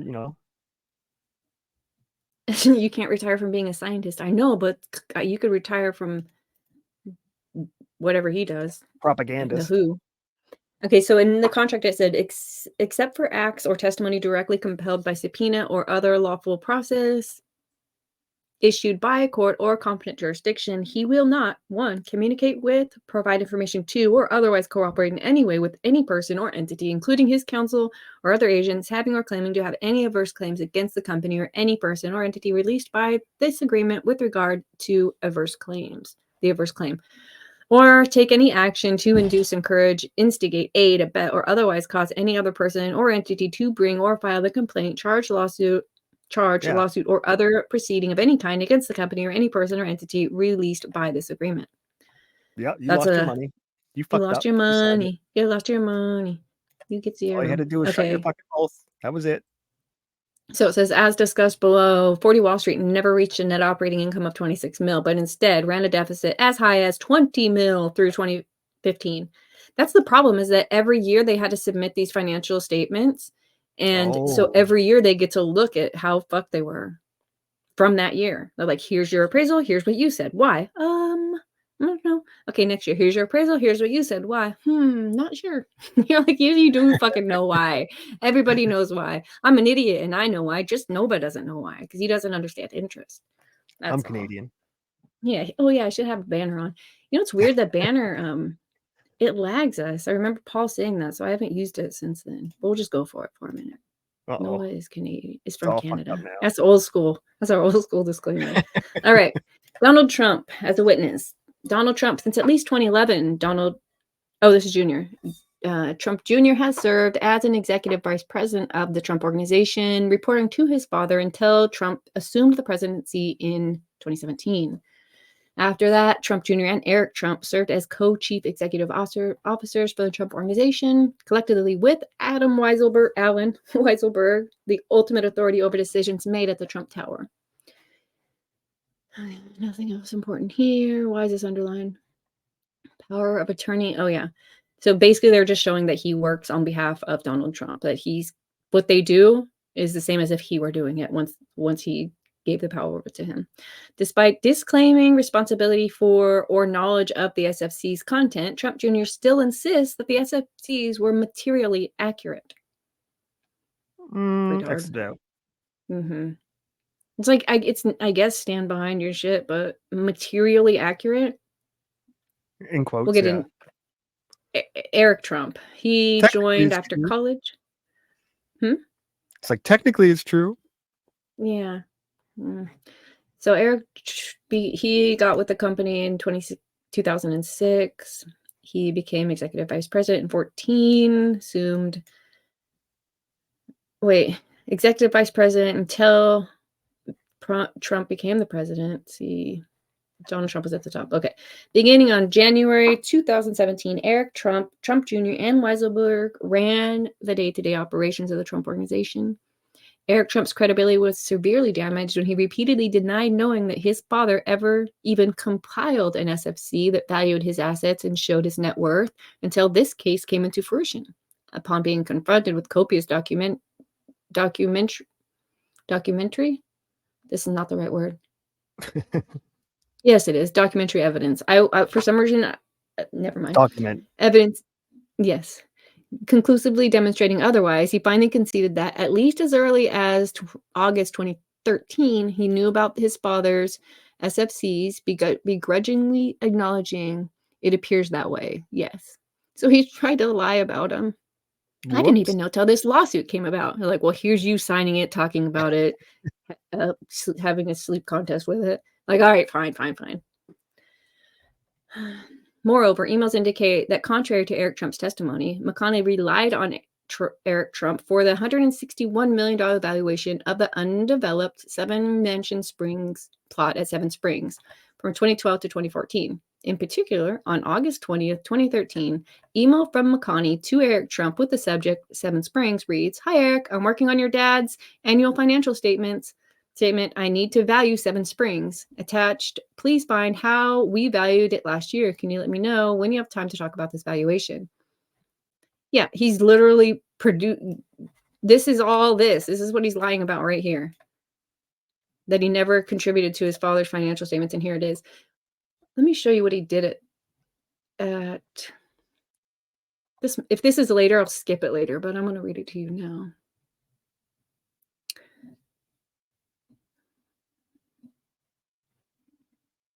Okay, so they don't really go into it. They'll go into it more later. But basically, Seven Springs is a piece of land that they want to develop. It has one mansion on the very outskirts of it. Eric lives there. He lives there. It's his primary residence. When they get it evaluated the first time, it was like $20 million valuation. The second time they value it, it's a $5 million. So every time they're getting it appraised, it's going down. Even still, Eric Trump writes it down as $161 million value. Ouch. Yeah. It never came close to that. Never came close to this number. And then he's saying here, even though he doesn't know about his dad's shits, he's approving them using this $161 million number for the second year in a row. And knowing in his mind that it's probably even less because in his personal experience, it's devalued every year that he's looked at it. Fucking retarded. That's the thing. I think PBD was saying that we all do it. It's normal. We all do it. Well, you shouldn't. Maybe, maybe. Yeah, We all just 'cause speed, but when we get a speeding ticket, we gotta fucking pay it because we broke the Mm. law. You know what I mean? Good Like, analogy. so Good analogy. so now we're to Donald Trump. Donald Trump is the owner of the companies. Donald Trump insisted that the values within the SFCs were not only not fraudulently inflated, as this court has already found, but that if anything, they were deflated, as the following exchange with the Office of Attorney General demonstrates. This is Donald Trump.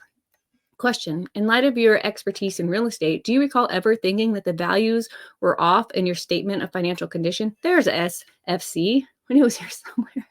Statements of financial condition. There we go. Answer: yes, on occasion. What were those occasions? Oh, what were some of the occasions? Both high and low, both high and low. What occasions do you recall? I thought that Mar-a-Lago was very underestimated, but I didn't do anything about it. I just left it be. It didn't matter. I didn't care because the numbers you were talking about here is, they're very big numbers, very, very big, far bigger. The values are far bigger than what is on the financial statement. big. See, so they're valued on his financial statement as a private residence, already overvalued, and he's saying it's not valued high enough. He said, I thought Mar-a-Lago was underestimated. I thought 40 Wall Street was very underestimated because that building has tremendous value. I thought that there were numerous other things. I thought Doral was very underestimated. I thought it was considerably more valuable. Not necessarily its golf course, but it is right in the middle of Miami, right next to the airport. I would say you could build thousands of units and hotels on the site. So you don't look at it as a golf course. It is a very great golf course, very successful. 4 of them, 4 courses. 1 was sold. It was 5. 1 was sold. That was a little disconnected, and I sold it. But I thought Doral was very underestimated. If anything, do you think the statements undervalued your assets? Is that correct? Yes, by a lot, the financial statements. So he's every year for like a decade, he insisted that his properties gain value on their SFCs or continue to stay the same. Every property is overvalued by the people who are writing about it, and he still thinks that that they're undervalued by a lot. Right. That's crazy. I to wonder me. if Trump's considering thinking potential value. So my property, I have 4 acres here in the woods, and I'm gonna make it up and say it's valued at $100,000. Mhm. But if I know that they're gonna widen the road and people are gonna start buying land all around the lakes around here, then my property probably worth $500,000. Mhm. But that's in the future. That's not today. I wonder if he was trying to think this is what this property will be worth because of location. It That's his doesn't really matter because it's asking for its current value. And when Oh, he does did it? Okay. things like that, he would say, well, you could, we'll see it in Aberdeen, in Scotland. He's got a, Right. you could put I've been 2,000 to Aberdeen. That's where my family's from. So he said, if they can put 2,000 houses here, they're like, yep, we can. And so they puts it on in his portfolio as, this about to be developed 2,000. They're like, first of all, you can't put 20,000 houses here or 2,000 or even 3. You're only allowed to put 1. Here's your contract. You're allowed to put 1. So stop saying the other thing. And second, it's not worth in the financial statement. You also have to include, if it's not developed, how much it would be to develop it. That's to come out of the cost of, if you're Jesus. looking at futures. It's And getting so more bleak.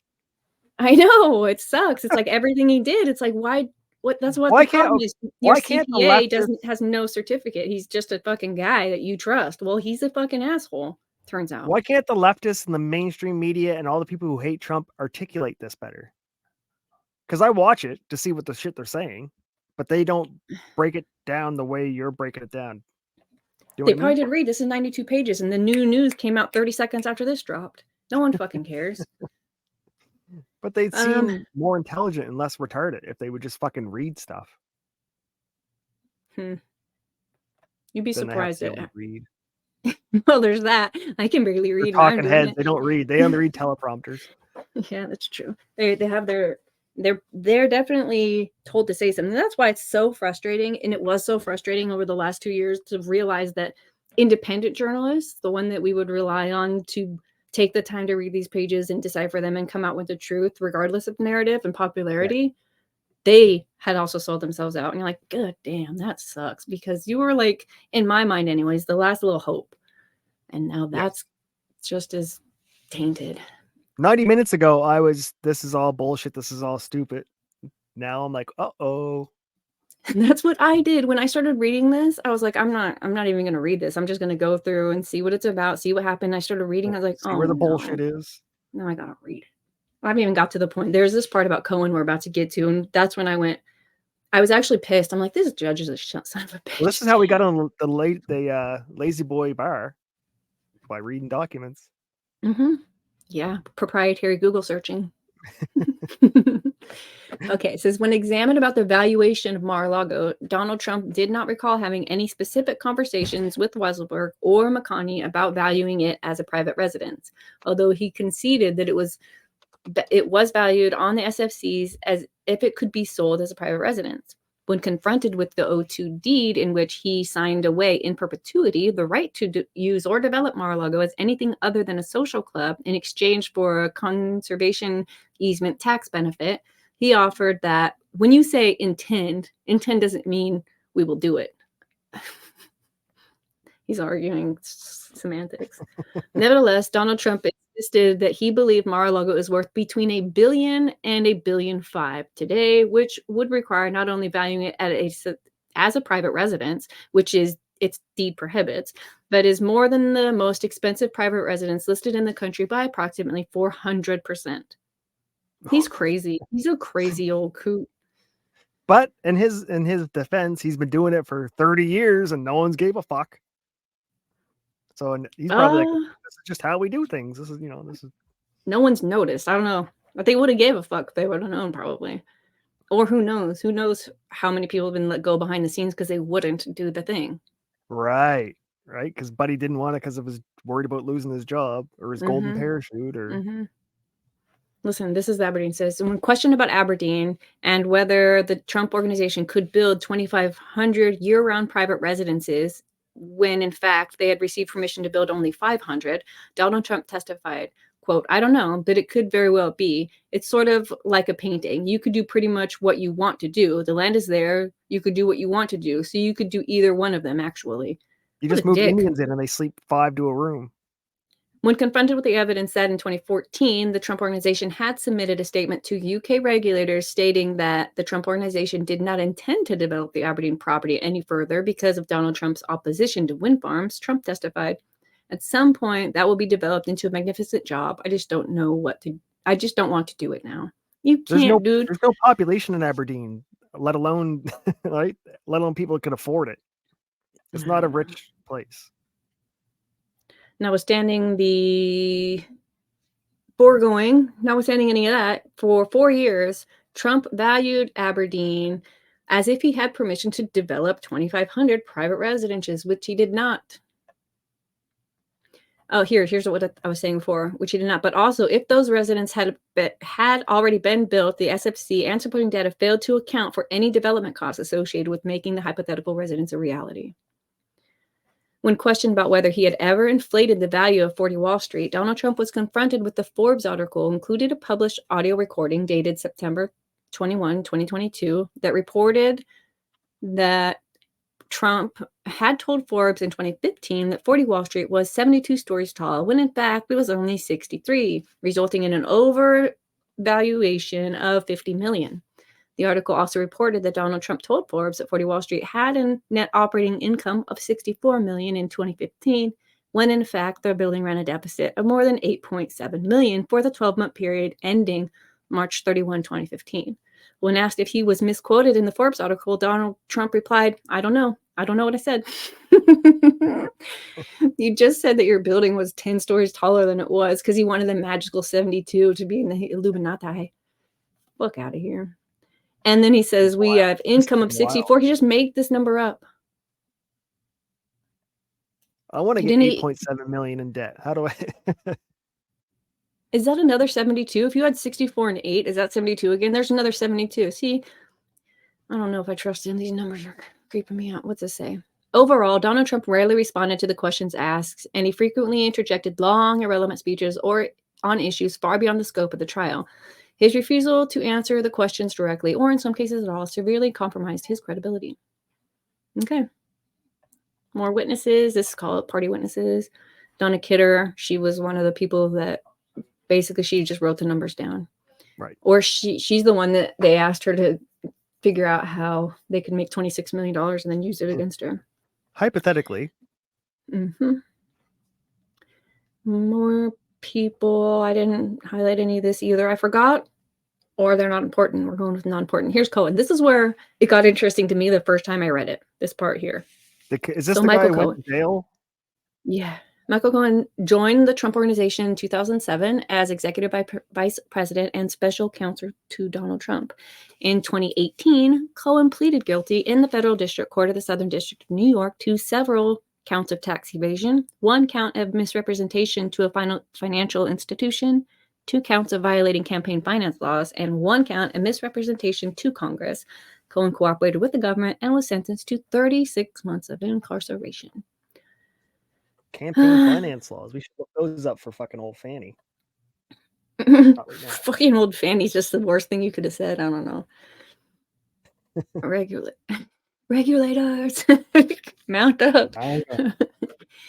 In 2012, Donald Trump asked Cohen to assist in preparing the SFCs and their supporting valuations. Specifically, Cohen affirmed, I was asked by Mr. Trump to increase the total assets based upon a number that he arbitrarily selected, and my responsibility, along with Weiselberg predominantly, was to reverse engineer the various different asset classes, increase those assets in order to achieve the number that Mr. Trump had tasked us.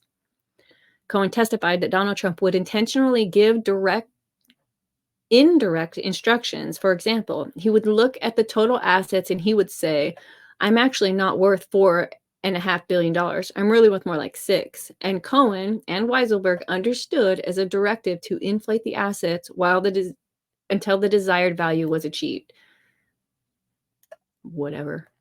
Don't they have to prove that they knew what Trump was insinuating? Well, listen, what it says here on the footnote. Cohen elaborated that Donald Trump did not specifically state, Michael, go inflate the numbers, specifically testifying that, quote, Donald Trump speaks like a mob boss and that he does it. What he does is tell you what he wants without specifically telling you. So when he said to me, I'm worth about $5 billion, I'm worth more than $5 billion. I'm actually worth maybe 6, maybe 7, could be 8. We understood what he wanted. This would piss me off so bad. Imagine you're like, so you're saying I always pay my bills on time and then I never asked you guys to do any fraud, correct? Yeah. And this is my fault?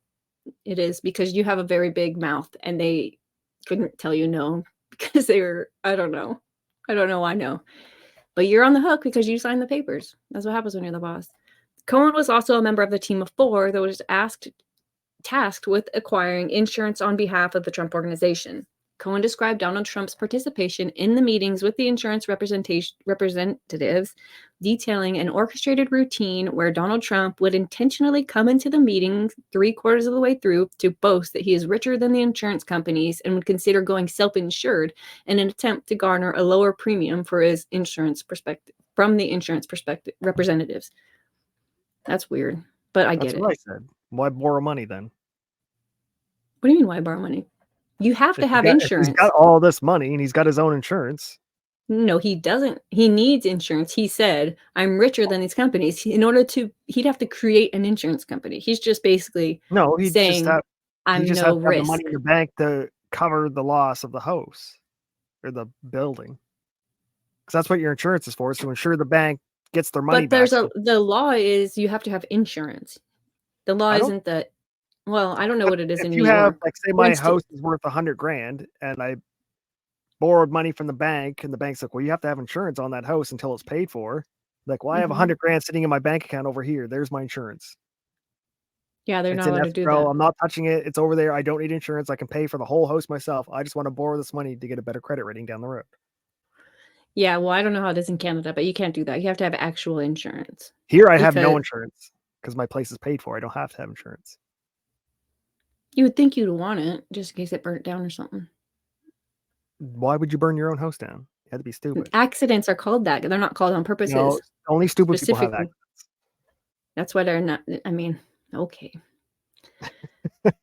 So it says, I already read that. Michael Cohen was an important witness on behalf of the plaintiff, though hardly the linchpin the defendants have attempted to portray him to be. His testimony was significantly compromised by his having pleaded guilty to perjury and by some seeming contradictions in what he said at trial. However, carefully parsed, he testified that although Donald Trump did not expressly direct him to reverse engineer financial statements, he ordered him to do so indirectly in his mob voice. Fuck off. Get over Shut here. up. I can't believe he said that mob I'm voice. deep throat. Do what I want. Fuck out of here. Although the animosity between the witness and the defendant is palpable, providing Cohen with an incentive to lie, the court found his testimony credible based on the relaxed manner in which he testified, the general plausibility of his statements, and most importantly, the way his testimony was corroborated by other trial evidence. The relaxed manner in which he testified. Right. We wanted it. We wanted to use the good Jesus parts Christ. and not He's ignore so all the bad parts. That's fucking generally bullshit, plausible statements. right? Like, Generally yeah, plausible is as good as it has to get in we court. can't prove it, but we want it to be true, so we're just gonna go with it. Mm-hmm. A less forgiving fact finder might have concluded differently, might not have believed a single word of a convicted perjurer. This fact finder does not believe that pleading guilty to perjury means that you can never tell the truth. Michael Yes, it Cohen does. told the truth. No, once you fucking break the window, you don't have a window anymore. I mean, you have a broken window. You don't have a useful window anymore, but you got a window still. You don't Here's trust the- that broken window to keep the rain out. No. Ivanka Trump. She started working in 2006 as well, just like her brother. In 2011, Ivanka was seeking financing for the Trump organization to fund the Doral project. Doral? How do we say this? Doral. I think it's Doral. Doral project. Her husband, Jared Kushner, with a K, introduced her to Rosemary Verbonic. Hmm. Arabic? Vrablic, who worked in the private wealth management division of Deutsche Bank. Following an introductory meeting in 2001 in December, Rosemary emailed Ivanka Trump a proposed summary of terms for the Doral loan. Rosemary's proposal made clear that any lending from the private wealth management division would require a personal guarantee. The initial summary of terms proposed that Donald Trump maintain a minimum net worth of $3 billion. This subsequently negotiated down to $2.5 billion in the final loan agreement. Despite being presented with ample emails and other documentary evidence demonstrating the critical role she played in the negotiations, Ms. Trump professed to have no memory of any of the events of the loan negotiation or the agreed upon terms. This I highlighted because I thought it was interesting. This is the footnote to that sentence. It says, in an email dated December 15th, 2011, Ivanka Trump forwarded the initial proposed terms received from Rosemary to Alan Weiselberg and a couple other peoples. She just with the didn't notation, remember doing it though. quote, "It doesn't get any better than this. Let's discuss ASAP." He immediately responded to Ms. Trump email and expressed his reservations about entering into the loan that required a personal guarantee from Trump. First of all, this is a forwarded email. She does say it doesn't get any better than this. That's That the doesn't mean best she yet. really looked at it, and to think that she's going to remember it 14 years later, 13 No, years she later, did, right. She just doesn't That's remember. She didn't lie. or 13 years later, it doesn't get better. And then it says, in a reply later that day, Ivanka wrote that we have known from day one. We wanted to get a great rate, and the only way to get proceed in terms and principle where we want them is to guarantee the deal. Again, so this is this is a problem, right? They're like, we need a personal guarantee. So there's two different types of loans. I'm sure we're going to learn about this in a minute, or guarantees on the loan. There's the one where you say, I'm buying this car, and if I don't pay on the car loan, you can have the car back. And then there's one where it's like, I want a loan on this car. If I can't pay you back on this car, you can take anything I have to pay you back. Collateral, right?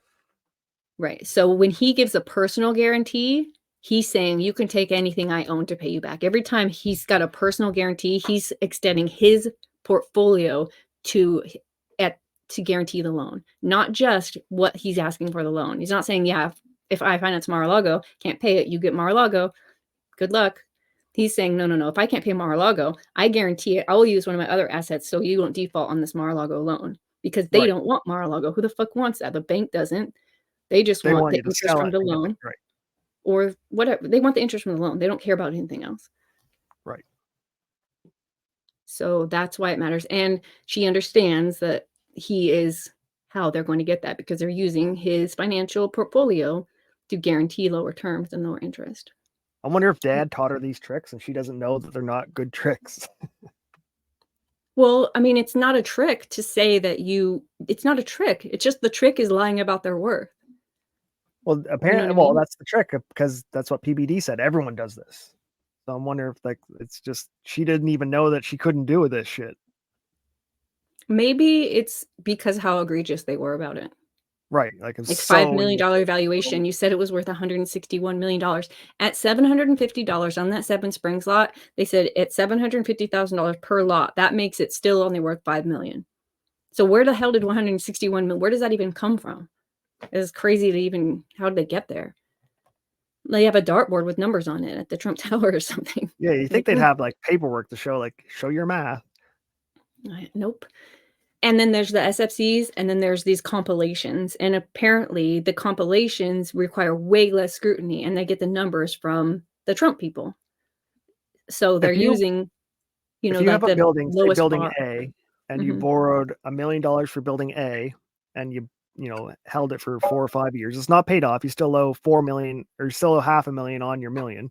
Okay. Can you take out $1 million loan against that property you haven't even paid off yet to build another property, and then take another loan of like all these properties you haven't even paid off? Probably not from the same lender, but you could consolidate your loan into another. Theoretically, Trump could have $0 and he just has all these assets waiting to be paid off over time, but he keeps not making profits on them. Yeah, I don't know. I mean, he It's like a made shell game. profits. He's made profits on his investments, it seems. But that doesn't, I don't know. I really don't know. So in February 2016, Ivanka Trump contacted Rosemary about an additional unsecured loan. She responded that an unsecured loan would not be possible, explaining, "We do not have any large unsecured amounts such as this request in the entire portfolio." Ivanka implored Rosemary to make an exception, to which she responded in April 2016, "We are disappointed that the bank couldn't make an exception in this case." Weird. You'd think they'd bend over backwards for a Trump contract.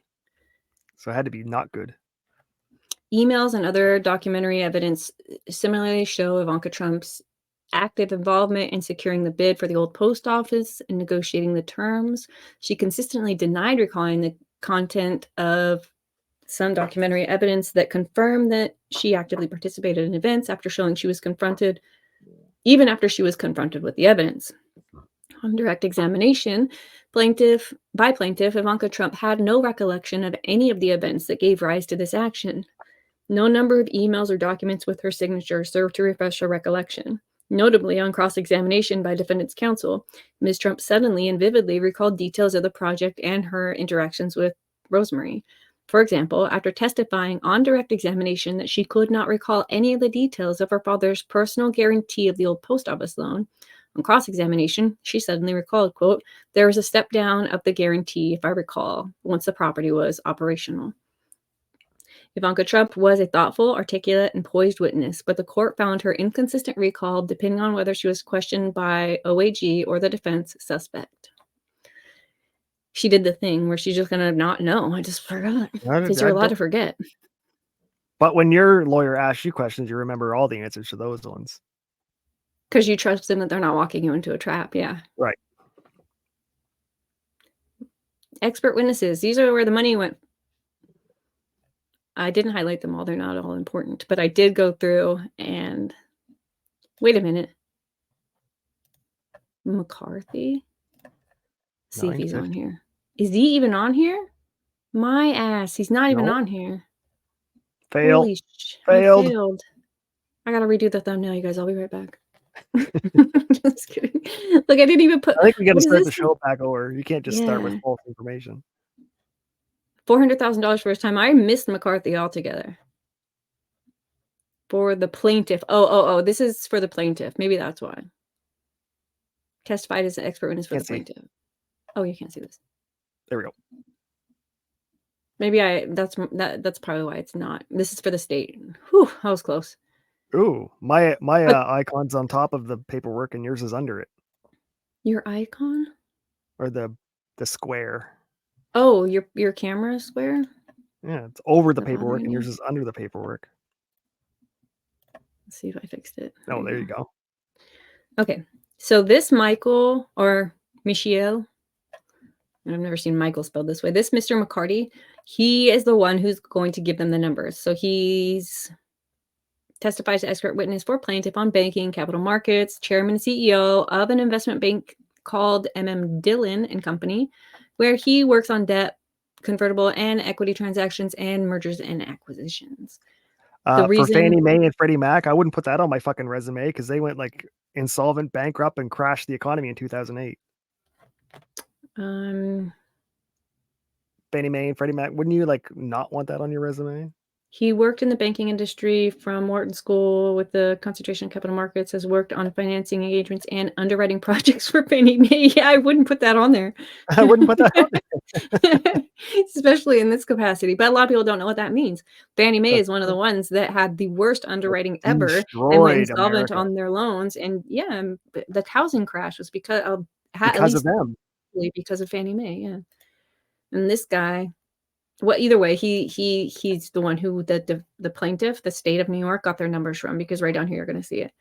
His calculations determined that Donald Trump improperly saved the following amounts on interest: $172,709,308 for an 8-year period on the Doro loan, $53 million on the old post office loan, $17 million from the Chicago loan, $24 million on the 40 Wall Street loan. Where's your All work? these together. I want to see your math work. Listen, it's about 168 million, because if you look 4492, it comes out to another million that I didn't do right here. But this is about 168 million. Oh, from McCarty, you just gotta trust him. He's from New York. It says he thoroughly and logically explained why, contradictory to defendant's assertions using the default penalty rate. So what basically this is, on interest, improperly saved the following amounts on interest. So he got his loan for Doro, and because he got a 3% interest instead of a 5% interest, that's just a made-up number. The difference there is this. He should have had a 5% interest. He ended up with 3. He saved himself $2 million $72 million by lying. Pay it back in every instance on all of these loans. So this is $168 million he would have had to pay had he not lied.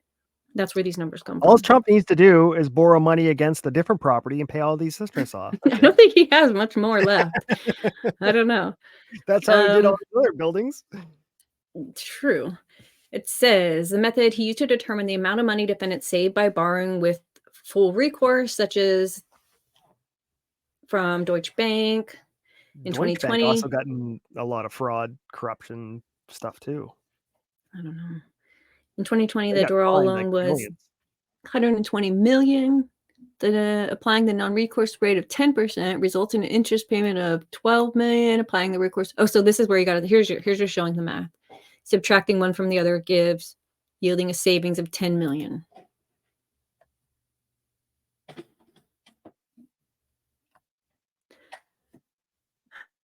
Like they've been in Deutsche Bank's been in scandal like every year. Fed don't slapped know. Deutsche Bank with a $186 million fine in 2023. Here's that number: $168,040,167 That's crazy. is the total they saved. This might be the first actual witness. Yes. How did I get here? Expert witnesses. I might have fucked this up. We'll just keep going. Defendants offered. Okay, so I didn't. Again, I got it right. He was the defendant offered him as a CPA, an expert in the field. He made $925 an hour, and he doesn't know how many hours he worked. Up in the Rendaza fucking figures now. Oh man, all of these are. There's like one guy who still only charges $315. He's probably gonna change after after this comes out. He's gonna be the fall Stephen guy. Collins, Stephen Laposa. Okay, so I only put their names in red when I added their numbers. Gotcha. But this Stephen Laposa says he was a witness in real estate research. Laposa formed no opinions as to whether any of the valuations at issue in this case were accurate, and prior to this assignment, he had no experience preparing or reviewing personal financial statements. He There you further go. conceded that he had no knowledge of the types of valuations or methods that Donald Trump used to value the assets in his SFCs. His testimony was limited to general methods by which one can appraise property, and that different appraisers might disagree about the value of the same property. He opined that lenders generally prefer a more conservative approach to an appraisal than developers do. That's what Stephen gave them. That's why he was only getting $350 because he had no fucking business getting paid for anything. Nope, Stephen gets $850 per hour, and he billed 325 hours for this. So for nothing, Stephen got 46 grand. Nope, 300,000. This is the difference, Stephen. This is Laposta. $925 an hour, 325 hours, $300,000 to say, I don't know anything about what happened here. I'm just here to be a money collecting goon. How many days is 325 hours? That's got to be. It's a month? 8 hours a day for a month? I don't know. Is that it? I don't know. Chat will tell us. It's not 20. At least they're not billing 24 hours in one day. Chad done fall asleep because we're on page 50, but we are halfway through, so let's keep going. David Miller. David Miller was offered by the defense as an expert in commerce, insurance, and surety underwriting. Miller opined that, based on his review of the Zurich underwriting memoranda, he did not believe Zurich would have been concerned with Donald Trump's assets. My perception was there was not a lot of technical underwriting that took place because it was done as what I would call a business decision. They wanted to write the business to keep the relationship between Aon and Zurich in place. He opined that accommodations are probably too common in the insurance industry, and that very often surety is written in an accommodation to other lines of business. It's written as an accommodation to other lines of business. An accommodation generally means you have already made the decision to write it, or you're going to write it because of the situation that you're being asked to do. Because of the situation that you're being asked to do. So in general, it probably loosens or eliminates the underwriting standard because you already know you're going to do it. So you just do it. Standard practice. When asked if there was anything that required an insurer to make an accommodation, Miller stated pressure from the broker to try and develop more business. Right. He made 100 hours at $350 an hour. Robert Unnell, we might talk to him. He made 900 to 950 for a couple hundred, probably. Notwithstanding lack of foundation for his opinion, Unnell offered up his own calculations of the interest rate differentials on the subject properties and opined that Donald Trump received the following savings: $2 million on Doral, $2 million on the post office, $1 million on the Chicago loan, and $2 million on Wall Street. However, on cross-examination, he clarified that his hypothetical lost interest rate differentials did not actually calculate the difference between a fully guaranteed loan and a non-recourse loan. He merely assumed a 25 basis point reduction as the guarantee may have been reduced over the course of a loan, and he assumed, without evidentiary support, that the guarantee was worth 25 basis points. The guarantee to them was valuable for 25 basis points for the engagement of a warm body of a billionaire to stand behind the loan in his equity infusion and capital there. So in other words, this is Donald Trump's dude. And he's saying, because Donald Trump was standing behind the loan, that was their guarantee. As the loan wore on and was worth less, well, not worthless, but worth, paid down, then these points would also go away because, I don't know why. And that the interest would have also adjusted as the loan on the fly matured. Yeah. I assume that's what they're meaning there. It didn't matter because they didn't use, none of this matters until an appeal, I suppose. Frederick Chin is a certified appraiser and was, Frederick with the Frederick Chin. I don't know. I guess it could be. He's a real estate valuations, real estate market analysis, and real estate operations. Chin did not render any opinions of value as to the assets contained in the SFCs. He opined on the difference between as is and as if values, explaining as is generally connotes to a condition that exists at the time, a specific date, generally oftentimes referred to as market value. As if condition is a condition that will be expected to be in the future. I think you might have been asking that earlier. It's like, what about now versus what it's going to be? That's Right. as is versus as if, it sounds like. Yeah. He And Chin opined is that Chinese. We just looked them up. chicken to China, the Chinese chicken. He's chicken. Okay, Chin made $850 per hour and billed probably thousands of hours for approximate total of $850,000. Probably. Ouch. Just, whatever. He's like, he said, whatever it is, I'm about to double it when I go home today. I'm just gonna add. I make $850 an hour. I'm just gonna put some zeros after it. John Shubin has never been qualified as an expert witness before. He was compensated between $1,300 and $1,500 per hour and billed approximately 800 to 1,000 hours for his engagement. He also had two colleagues who billed $735 to $935 per hour, 100 to 110 hours. God damn it. Where's money going? Mowens is a licensed real estate broker and was offered by the defense as a witness in residential real estate in Palm Beach. The court had already questioned the credibility of Mowens based on the affidavit he submitted with defendant's motion for summary judgment, in which he opined that if Mar-a-Lago was available for sale, I'm confident that in short order I would be in a position to produce a ready, willing, able buyer who would have interest in securing the property for their personal use as a residence or even their own club. This stupid son of a bitch. Prove it. That's why people What's should his say name? less. You can't prove it. It's against the Right. deed to live there. That's the thing. Right. That's why they're saying he has no credibility. He's a fucking retard. How much did Mowens get? Oh, he was not examined about his money. Whatever it was too much. Eli Bartov. Eli is a tenured professor. Oh man, this is a professor. This person made so much money. Whom defendants offered as an expert in financial accounting, credit analysis, and valuations. He did not assess the valuations for the SFCs. Yet, as this court previously noted, when denying defendants' motion for a directed verdict, Bartov overarching point was that the subject statements on financial conditions were accurate in every respect and that they were 100% consistent with GAAP, which they were not. As this court discussed in excruciating detail on September 26, 2023, decision and order, the SFCs contain numerous significant errors. By dodgingly attempting to justify every misstatement, Professor Bartov lost all credibility in the eyes of the court. He insisted that the misrepresentations of the triplex resulting in a $200 million overvaluation was not intentional or material, leading the court to wonder what universe is $200 million immaterial. And in what universe is a triplex worth $200 million? That's just a fucking triplex. The address. It's the address. That man, Bartov, 650 hours at $1,350 an hour. He's a professor. He's a damn. The higher they charge, the less credibility they have. I think that's how it works. Seems like it.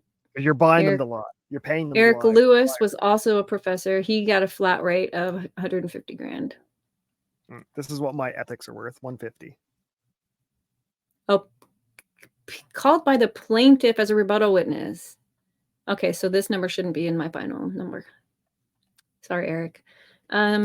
Specific assets on the SFCs. Here are the different things. This is a triplex. October 1st, 1994. He it's only talked about his condo. It's 10,996 square feet. Since at least early 2012, Jeffrey McConney was valuing Donald Trump's triplex as if it were 30,000 square feet, not 10,000, resulting in an overvaluation of $114 to $200 million. Yep. And the only reason supposedly they corrected that is because Forbes magazine, they're like, hey man, he told us this is the size of his apartment. Why are you guys saying this? What's true? To maintain an inflated value for the triplex, despite correcting for square footage, Weiselberg told Bernie to use the most expensive and record-shattering penthouse sales when calculating price per square footage. So once they had to correct for that square footage, the 10,000, they just put the money, figured out how to inflate other numbers to keep gold toilet. It had gold toilets. The same. So weird. Donald Trump testified that he personally determined that the triplex reported value was too high and directed Weiselberg and McConey to correct it. In reality, the triplex reported size was not corrected until 2017, months after Trump was inaugurated as president and ceased having any involvement in the SFC preparation. Next property, 40 Wall Street.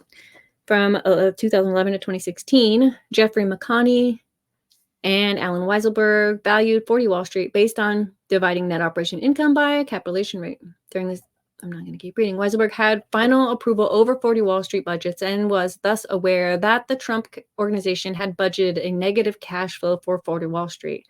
Notwithstanding, he directed Donna, this is the one, $26 million. However, they never reached a net operating income of $26 million. Instead, it ran a deficit as high as $20 million through 2015. Donald Trump was aware of this, but he misrepresented to Forbes that the building was going to net $64 million in 2015. Just out with his numbers. It's bullshit. If you bought the building for $20 million and you're losing $20 million a year, now you're $40 million in the hole. You tell everybody it's going to gross $60 million so you don't feel like a schmuck. Right. But in 3 years, it's now worth negative that. So, when preparing the supporting data for the 2018 SFC, Bernie emailed a representative from Cushman and Wakefield seeking confirmation that 1290 Avenue of Americas could probably be estimated at a mid-4 cap rate at stabilization, low 4 if there's upside. Michael Papagiannopoulos of Cushman and Wakefield responded that while I cannot opine on 1290 Avenue of Americas, Trump's building, as I do not know the actual financials, current market environment for Class A Midtown properties is mid-4s for stabilized and below that for properties with upside. He was copied on this email chain and the entire email to forward to Weiselberg. Notwithstanding, they used a 2.6 cap rate instead of the 4 to mid to low Right. 4s that they suggested. Noting the supporting data based on information provided by Michael Papagiannopoulos from, so they just lie. This is exactly what they did to the other guy. They gave him a number and they didn't like it. They used the new number and quoted the dude. Wham bam, thank you, ma'am. Wham bam. You got the fucking you get for the fucking you got, I guess. Trump Park Avenue. When valuing unsold units in Trump Park Avenue for the SFCs, McConey used offering plan prices for an internal Trump International Realty spreadsheet, while wholly disregarding current market values listed on the exact same spreadsheet. Moreover, McConey intentionally removed the current market values column from the spreadsheet before forwarding it. So what does this say? It was an accident. Yeah, what a dick. He understood, of course, because they want it to be worth more. McConey was aware that as of September 2011, there were 12 rent-stabilized apartments at Trump Park Avenue. Despite this knowledge, McConey, in consultation with Weiselberg, intentionally valued the rent-stabilized apartments not just as if they were unregulated, but at an aspirational offering price, resulting in overvaluations as much as 700%. Yeah. So he has 12 buildings in here that he knows he can't make money off of, and he still fucking put them in there. It's like little after little after little. Clearly, this is how they do business. Regardless, standard operating procedure. I don't. Doesn't mean it's legal, but that was standard operating procedure. At here definitely was. Which also the way that Trump has carried himself, at least publicly in my like, since he's been in my peripheral or my vision, has been very much like this. Not a surprise whatsoever that huge best, but that this is the guy behind it all. He's basically like the richest used car dealer on the planet. I don't know, man. This is the best car. You've never had a better car. It's been lady driven. Lady driven? That's not good. That means it's got some. No, that's not good. It's all, but that's what they tell people. Like, oh, it's been pampered by a girl. She wasn't like brake burning it. She wasn't doing donuts in it. She just curb checked everything. Yeah, ladies don't do oil changes. That's not a good thing. I've never seen lady driven. Really? Oh my God! Yes, it's like is the chat broken? Did everyone leave, or is it still? Because last thing I have is you saying "ha ha," huh? Okay, yeah, Rumble could have died. I gotta go pee a little bit. How about you only pee, and then you don't have to do it twice. I gotta go all the way pee. So I'm gonna be back. If you want, you can read this, although it might be a little bit confusing since I didn't highlight everything. But Or do you want me to put on a song, or do you feel like Oh, dancing? I put that Kurt video up if you want to throw that on. You did? Okay, dope. So we're going to I just did it. interrupt a regularly scheduled This is the program. pee break. If you need snacks, you should go get them. If you got to pee, it's a great time. Oh, look, my subs went up. Am I sharing? My subs went up for, Oh yeah. See? and then they went back down. Don't celebrate too soon. Then I went back down. Anyways, Nova Dexter. Let's find ya. I was watching Nova Rockefeller last night. Mm-hmm. For all of her subs, she only had 119 watching her live on YouTube. Did you make this video while you just posted this while we're streaming? Yes, I did. You're fired. Whatever it is that you're getting paid. I recorded it off our time. You get fired from your volunteer job. That would be bad. I'd rather fire you from your volunteer job on your day off. So on Wednesday, you're about to lose this job. Okay. Let me play this. It's 2 minutes. That's perfect timing. If you don't know who this is, I tell you, chat, you're fucking way better than us. Oh, thank you for laughing at my joke. This is Kurt on civil law here. Kurt's been begging to go on Nick's show for the last 2 years, and Nick keeps ghosting him like, "Oh, I'm too busy. I can't answer your message," but he can talk to every retard on the internet. So Kurt's now doing the rounds of LawTube, trying to get on everybody's show possible. So he made it onto this one. We're big fans of Kurt this year, so don't try to ruin this for him. No, I was until he did his Christmas cooking special, and then I gave up all hope. Oh yeah, forgot. That was pretty awful. So chat, here you go. Here's a 2.5 minute video. Go grab your snacks. I'll be right back. Okay, let's go with that. Sure. So where's my revenue share? That's exactly right. Oh, Where's his third? We're just splitting expenses. All right, we're splitting the StreamYard. That's all we're doing. All right. All right, let's go. Your question was specific as to the anti-corruption unit, and I'm looking for the verbiage of anti-corruption. Actually, let me jump in though, because really one of the reasons that you were on my radar is on civil law is because of Nick Recader, right? I don't really consider myself in the LawTube space, but I think LawTube really exploded during the Johnny Depp trial. And Rittenhouse, sure. Yeah, Rittenhouse. Okay. Well, I found out more about it, how big it was in the Johnny Depp trial, and a lot of attorneys were making a lot of money streaming that trial, including Nick Recader. He was up at the top in terms of he was like in Playboard. I forget where he was peaking out, but he was like in top 5 or something of like all YouTube channels of revenue. Yeah, for the period. It was he was killing it. And I remember he was having a lot of panels on his streams. A lot of attorneys were coming up. And I remember it was a thing where some of the attorneys wanted Nick to split the super chat money, right? They wanted him to split a little bit. Do you know anything about that?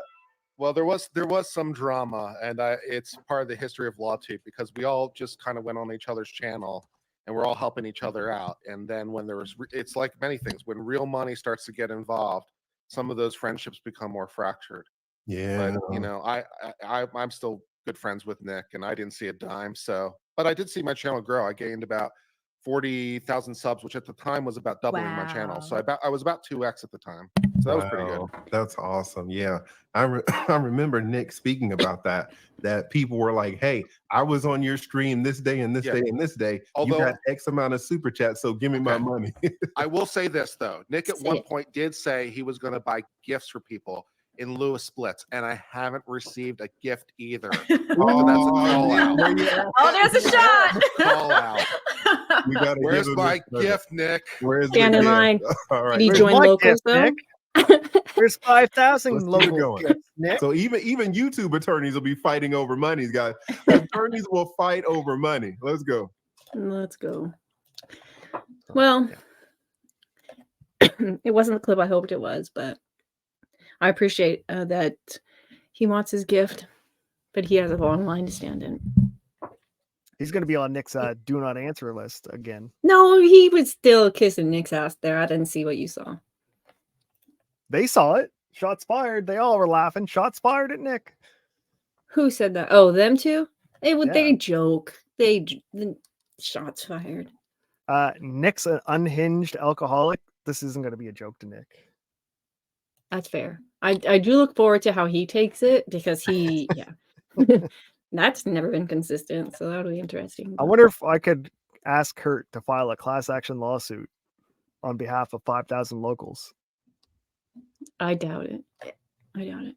Kurt is smart. Regardless, he's not trying to intentionally burn that I bridge. don't think Kurt's smart. I think you guys are all fucking retarded when you say Kurt is No. smart. Yeah. Okay. I meant in this instance, he's being smart about the way he's handling it. I Oh, am yeah. Okay. with you as far as the Kurt smart. Get the fuck out of here with saying that.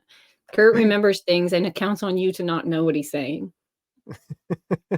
That's where I am. Okay. Did you read this? No, we watched a video. No, okay, we watched so we're back to Seven Springs. This will tell you what I told you before. It says 2011 to 2014. When valuing a plot of land upon which 7 mansions could be built in Bedford, McConney relied on valuations provided by Eric Trump, who advised McConney to value the 7 mansion development at $161 million for the 2012 SFC. The valuation assumed a host of future events that had not, and as hindsight has shown, would not occur, including that the Trump organization had received legal permission to develop the lots, that the mansions were already built and available for sale, and that there would be no construction or development costs associated with building the mansions. Eric Trump further he further advised McConney to use monopoly houses. These values again in 2013 and 14. Trump was aware that the value he was providing would be used on his father's SFCs. Upon realizing that building the 7 mansions would be neither feasible nor profitable, the Trump organization, through outside counsel Sherry Dillon, commissioned an appraisal from Cushman & Wakefield to determine the value of the development rights from the plot of land upon which the Trump organization had previously considered building the 7 mansions. In August 2013, Trump advised McConney to continue to use the discounted value of discounted value of $161 million for the 7 mansion development, despite having received an initial estimate of approximately $5.5 million from Cushman & Wakefield. Like, where in the world does this come from?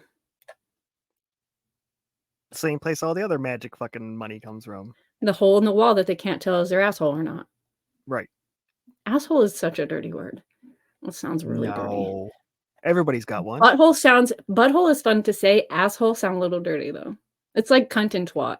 I'll say cunt all day long, but twat's like, ew, that sounds a little dirty. Really? I would assume cunt's the offensive one and twat's the nice. No, I don't find cunt to be offensive, but twat has like it's like a spit. It's like twat. You're like if you're being a cunt, you're being a horrible, bitchy, fucking angry. Yeah, whatever. But it's like when it's you're like being a narcissist. You're being like a silly, goofy, stupid person. Not what? An angry. Yeah. No, that is not a twat. Is not a goofy, silly person. Oh no! And so when I was in Scotland, they'd be calling everyone's a twat. Oh, stop being a twat. Oh. Yeah, no. But if someone said you're a cunt or don't be a twat, you're like, okay, I'll stop being a twat. But if someone says you're being a cunt, you're like, what did you just say to me? But in like Australia, it's a good word, or you know what I mean? The cunt is. Yeah. So it kind of really depends where you're from. I decided a long time ago that there's no such thing as the C word, and I took it back. It's the only one I will take back for the record. Hey, Castro, good to see you. But yeah, I don't find any. It doesn't even. To me, it's about the way the word looks written, the way it sounds when you say it, and then what it means. And it's like being a racist or a narcissist. Twat, you're moist. It's so overused. Twat is like smells like a smelly word. It seems like a smelly. No, that's a self-cleaning machine. If your twat is smelly, you got a problem. Go see the doctor. Oh, I got a story for you. It won't be for this show, but it's okay. Let's keep going. It's not involving me. It's involving someone. Yeah, sure. It's about your twat. I heard it. Oh, rolls. Okay, Briarcliff, another place, another property. In August 2013, Eric Trump retained David R. Dell of Cushman & Wakefield to appraise the value of developing 71 condominium units on undeveloped land in Briarcliff, New York. Despite having retained Cushman & Wakefield to value the units, Trump advised McConney to value the 71 units at over $101 million based on comparable sales in the area. Less than a month later, think they were finding these people and just trying to like trick them into just agreeing with them? No, they never even tried. They just like needed a receipt of hiring an evaluator, and then they just give their own number. Like they're never going to be looked at. because it says he hired dude to evaluate it. Before dude ever evaluates it, he says they're worth 101 mil based on market value. And then dude evaluates it and he said 45 mil. But guess what, Trump? Each year from 2015 to 2018, Eric Trump advised McConnell to leave the 101 million as is, despite knowing of the much lower $45 million appraisal. Well, if you didn't agree with their figures, then you wouldn't get hired the next year. Who knows? No one ever fucking opened their mouth, No it one ever- seems. At least right. we haven't seen that yet, where somebody was like, no. Trump says he thought that some of the things were overvalued, but then he thought some things were undervalued. So I guess in the wash, he must have come out. And I do understand why you would want, all of these lenders say they give it a 50% haircut, sometimes 75% haircut. So if you say you're worth $1 billion, they're like, all right, he's worth half a billion. Right. And they go from there just to, because they assume a lot. There's a lot, a lot that can be assumed in there, and it makes sense. And so, yeah, I forgot my point. I might have gone to the bathroom a little and smoked a pot a little. So that's where I'm at right now. So he continued valuing them. What else? Each year he left it on there. Moreover, by October 16, 2013, Eric Trump was aware that the Trump organization only had the right to build 31, not 71 units. The SFCs for 2013 to 2018 continued to reflect that the Trump organization had the right to build 71 units. So that means that this is twice, it's probably only worth 20 mil, maybe. And they're still saying it's $101 million. Ain't worth fuck off. They got no fucking permits to build on it. That's true. In 1995, Donald Trump signed a deed of conservation and preservation in which he gave up the right to use Mar-a-Lago for any purpose other than as a social club. They're going to refer to that as the 99 deed here and for the rest of this. In exchange for executing the 2002 deed, in which he gave away in perpetuity the right to develop or use the property as a single-family residence, Donald Trump paid significantly lower property taxes on Mar-a-Lago. Got it. McConnell was also aware when he prepared the SFC supporting data that the entire basis of the valuation of Mar-a-Lago rested on the premise that it could be sold as a private residence to an individual. Each and every year, he valued Mar-a-Lago as if it could be sold as a single-family residence, notwithstanding the deeded prohibitions against such use in perpetuity. What are your thoughts on that? Yeah, Trump's not looking too fucking pretty right now. Mm-mm. Because it's like some point it's like it might be happened here, like in Nova Scotia years ago when we were trying to sell it. People were trying to sell farmland that is not allowed to be developed. It has to stay farmland for whatever the government rules were. But they were selling it to people from different countries, thinking they could build houses and stuff on it. So they buy this property sight unseen, show up here and start building, and they get a foundation put. Like, not only can you not build there, but you got to pay to take that foundation out. And they're like, well, I want to sell the property then. I'm like, no one wants to buy it because you can't build on it. So they get stuck with this fucking land and have to pay taxes on it. And then they just give up and let the government take it back from them so they don't have to pay taxes on it anymore. Yeah, it's a mess. Here's another thing, TNGGLA, which is the Trump National Golf Club. It says McConnell, this poor guy, 67 pages later, I still put an L in his name. Matthew McConaughey was aware that Cushman and Wakefield had appraised the property known as Trump National Golf Club LA and valued the golf club portion at $16 million and the entirety property at just over $82 million. He still, in 2015, Matthew McConaughey valued the golf club at $56 million and the entire property just over $140 million. Isn't this wild to you? Every single repeatedly, they're like, we see what you're saying, but do you think it's because they know they're going to give it a haircut? I know it's not their job to fudge their numbers on their side, but like they're going to cut this in half, so it's going to be worth 70 million. It's really worth 56 million, so at least it's still fucked either way. Aberdeen. Despite receiving permission to develop only 500 homes as year-round private residences at the non-golf course property, the 2014 through 2018 SFCs valued Aberdeen not only as if permission existed to develop 2,500 private year-round residences, which it did not, but also as if those residences had already been built. The valuations also failed to account for any development, construction costs associated with making the hypothetical residence a reality.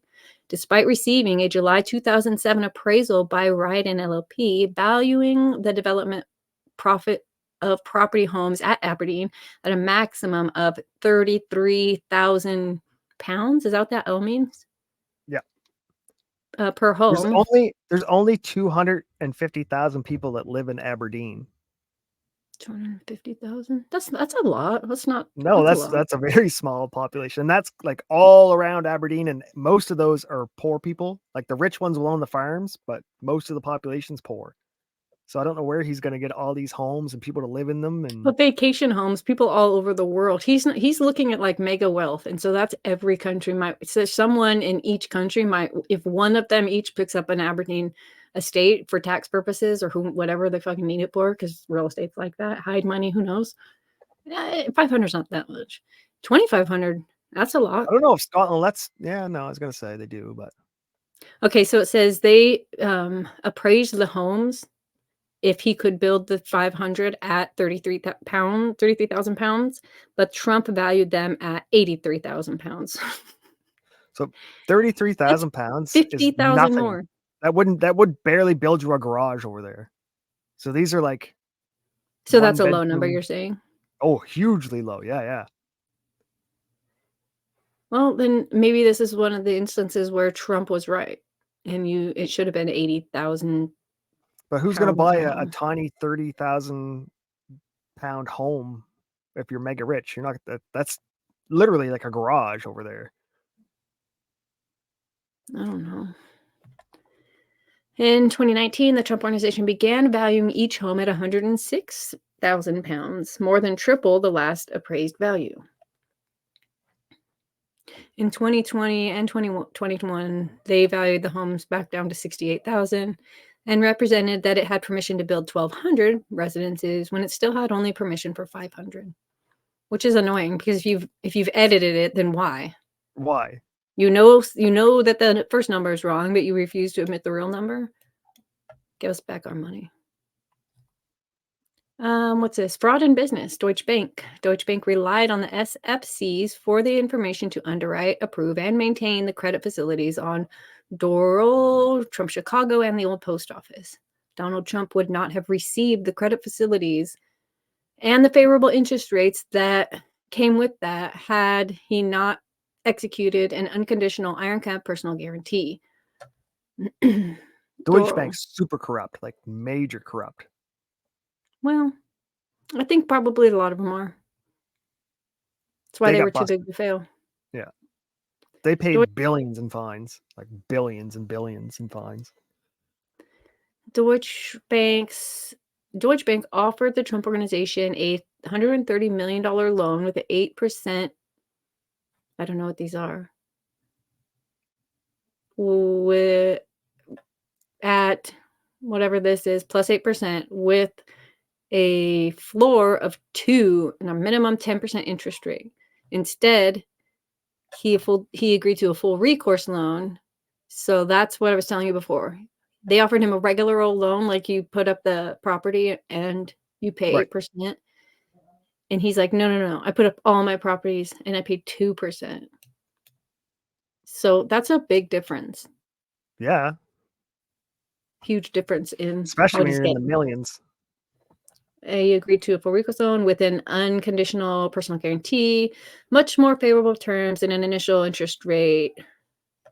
In the two. Like $6 million difference. Personal guarantee for the Doral loan required him to certify the truth and accuracy of his SFC, and to maintain $50 million in unencumbered liquidity and a minimum net worth of $2.5 billion. It further required him to submit annual compliance certificates and updated. So he also had every year he had to rely. Yeah. But reevaluate, make sure that's what the problem is. Every year you're like, okay, go with that life from before, or you Right. got an appraisal and disregarded it to go with your life from before. It's like, what the fuck? Okay, Trump Chicago. The commercial real estate group proposed 2 non-recourse loan options. The first was secured only by unsold condo units and priced at 8%. I don't know what the other word is. I'm just going to say it this way. The second would have carried a higher interest rate along with additional costs and fees, but would be secured only by the commercial property. The private wealth division proposed a recourse loan with 4% and the spread differential based on a full guarantee of Donald Trump. He ultimately agreed to a loan with the private wealth division that had 2 tranches. One, a facility up to 62 million using unsold condos as collateral and bearing interest at 3.3%, and 2, a facility of up to 45 million using commercial property as collateral and bearing interest of 2%. This is why China's going bankrupt right now. They're Evergreen or Evergrande. They were like selling condos that weren't sold and then using the money to borrow against those to build more and more. So there's like not millions, but hundreds of thousands of condos that can't be sold because they've never been finished, but money was borrowed on them as though they were finished for sale. So Trump's just doing the Chinese fucking moves here. Well, oh, Chinaman. He had a little too many enemies though, because it was fine until they're like activate enemies in every sector. And if you've Right? done something wrong, regardless if everyone's doing it, you could still get in trouble. You know, I wonder if that's this is going to the problem set a with making precedent to enemies. fuck over all these realty guys, like BlackRock. X'd out. Old post office. In 2013, Donald Trump once again elected to choose a lower interest rate option and higher credit facility for that the private wealth management offered to buy the old post office. As with the other ones, they required a personal guarantee and they needed to get a recent SFC and certify its accuracy. On May 11th, 2022, Donald Trump sold the redeveloped old post office for $375 million and used $170 million of those proceeds to repay the loan. So he paid off his loan. Ladder Capital and Wells Fargo. This is 40 Wall Street had a $160 million mortgage with Capital One, and they shopped that to someone else and got more favorable interest. If Rackus would have stuck around at SFCs. Wells Fargo, he could have been Trump's man. No. Ferry Point. Ferry Point was another. This was in New York. Okay, so New York City published they were looking for someone to take over this park. And they needed somebody who would have the financial capability to deliver on their obligations, including make sure the course is operating and working every day. And they needed financial statements to see what the worth was. They ended up giving Trump, they awarded it to Trump. Trump sells it eventually for $60 million. Plus, if these people could, to Bally's, and if they could get gambling rights, they would pay him an extra $115 million. He's going to end up have to pay $60 million back. Everything that they're listing here, he's going to have to pay back. Right. That's all right. He'll just Spoiler borrow alert. money on the properties that he owns. I don't know that that's possible. I didn't highlight any of these things. Conclusion of law, burden of proof.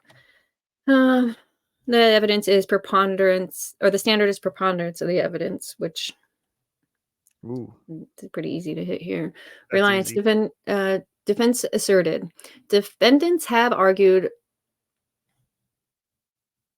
vociferously throughout the trial that there can be no fraud, as they assert that none of the banks or insurance companies relied on any of the alleged misrepresentations, which is crazy because they all said that they did. They all said that they did.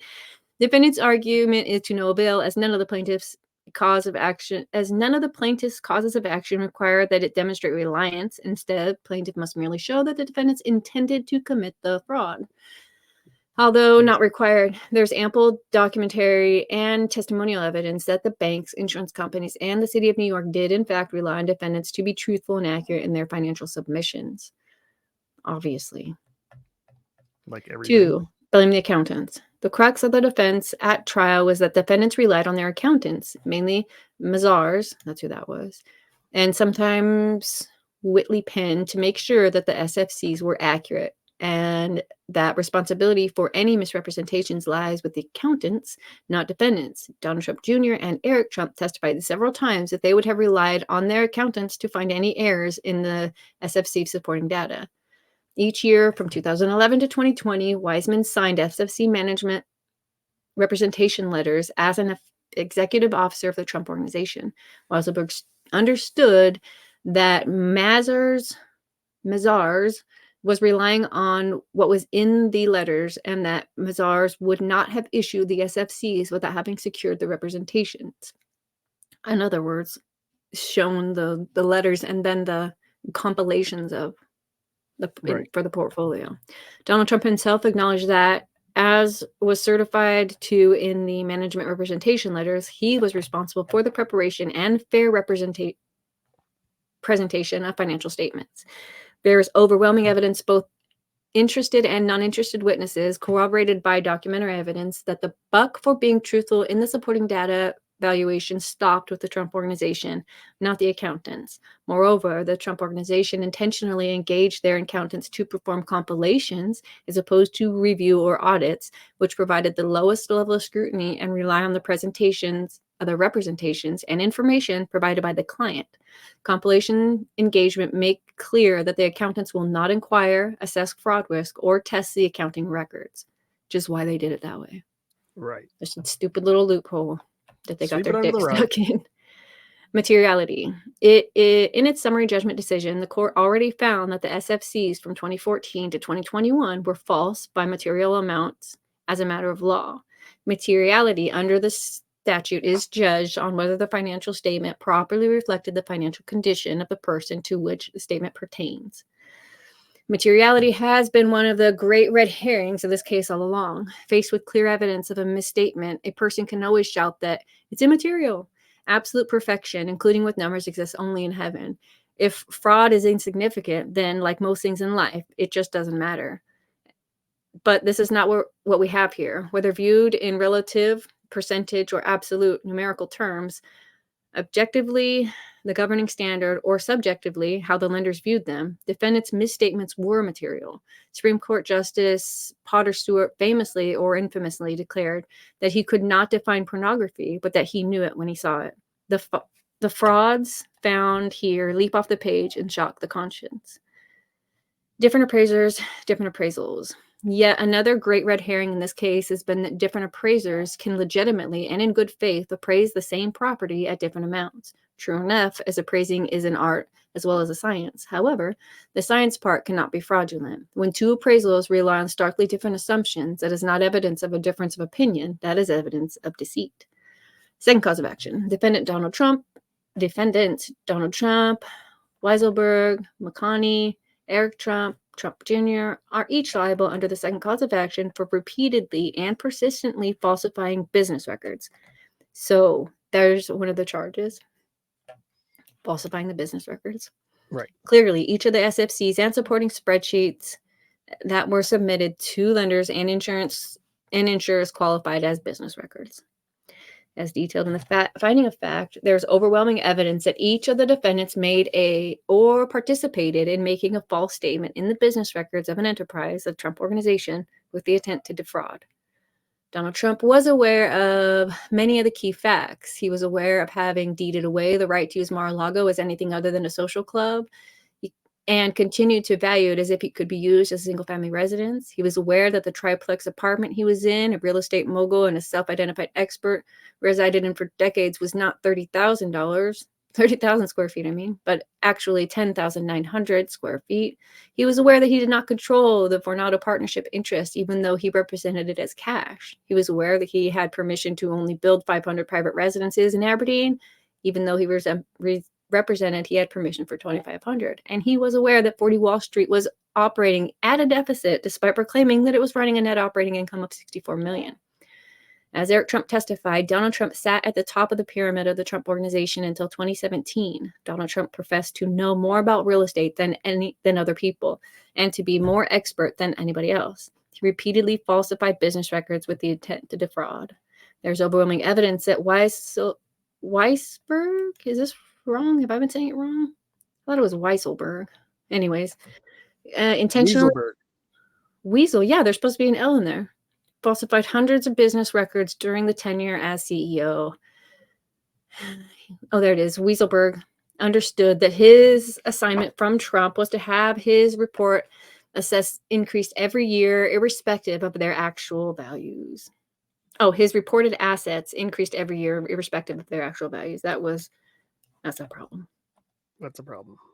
Third cause of action. Third cause of action is for conspiracy to falsify the records, which is, in other words, here's them falsifying the records. In order to do that, they conspired. They talked about it. Right. So that's like a tack on.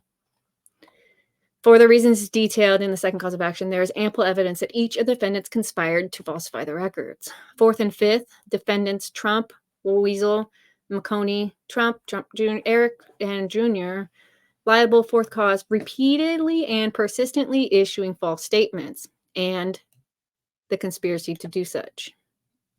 Those That'll do poor it. banks. I'm glad someone is standing up against Trump. No, the state is standing up against the fraud. I don't even know how this works. I guess the banks are going to get their money back, or does it go? How does it work? Because Someone's going to get the money.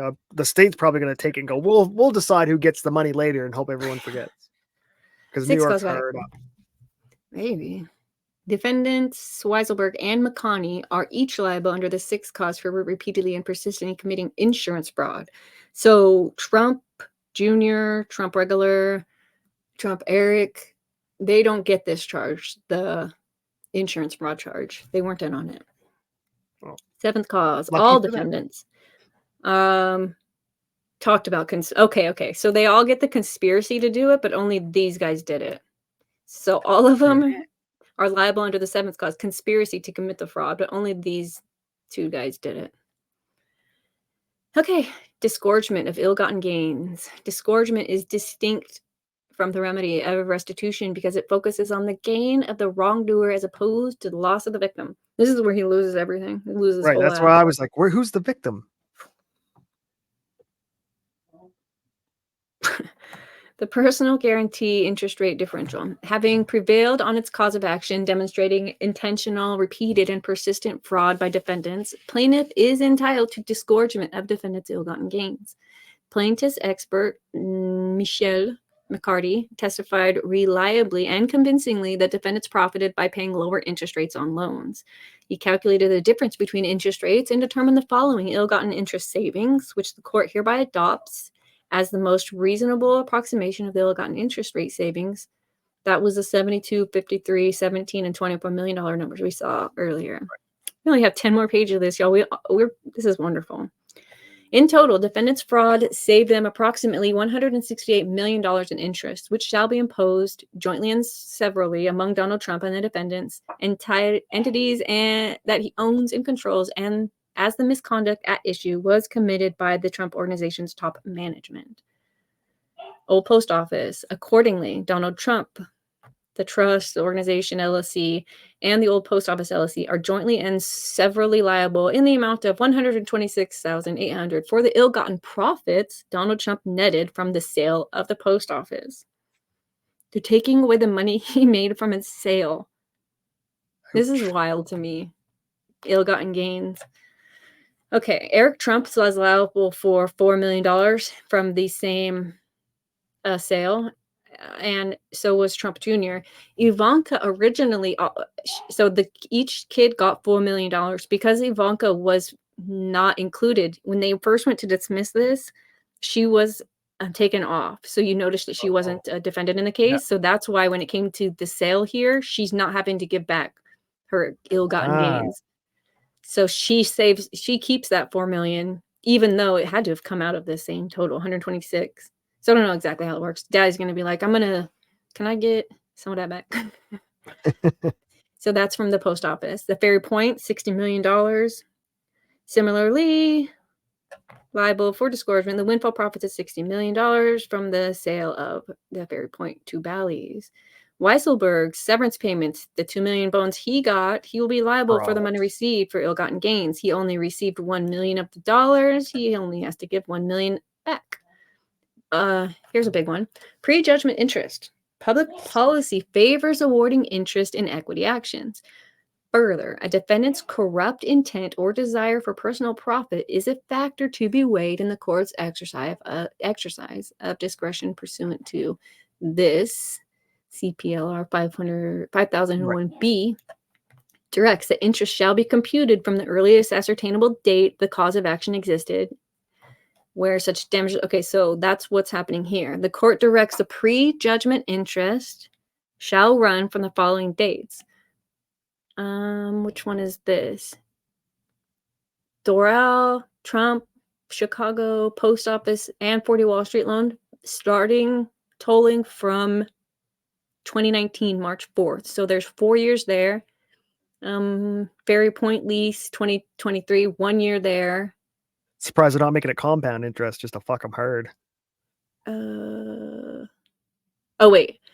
June 20th, that's 1 year. The old post office was 2022, 2 years there. And then the separation agreement, a year there.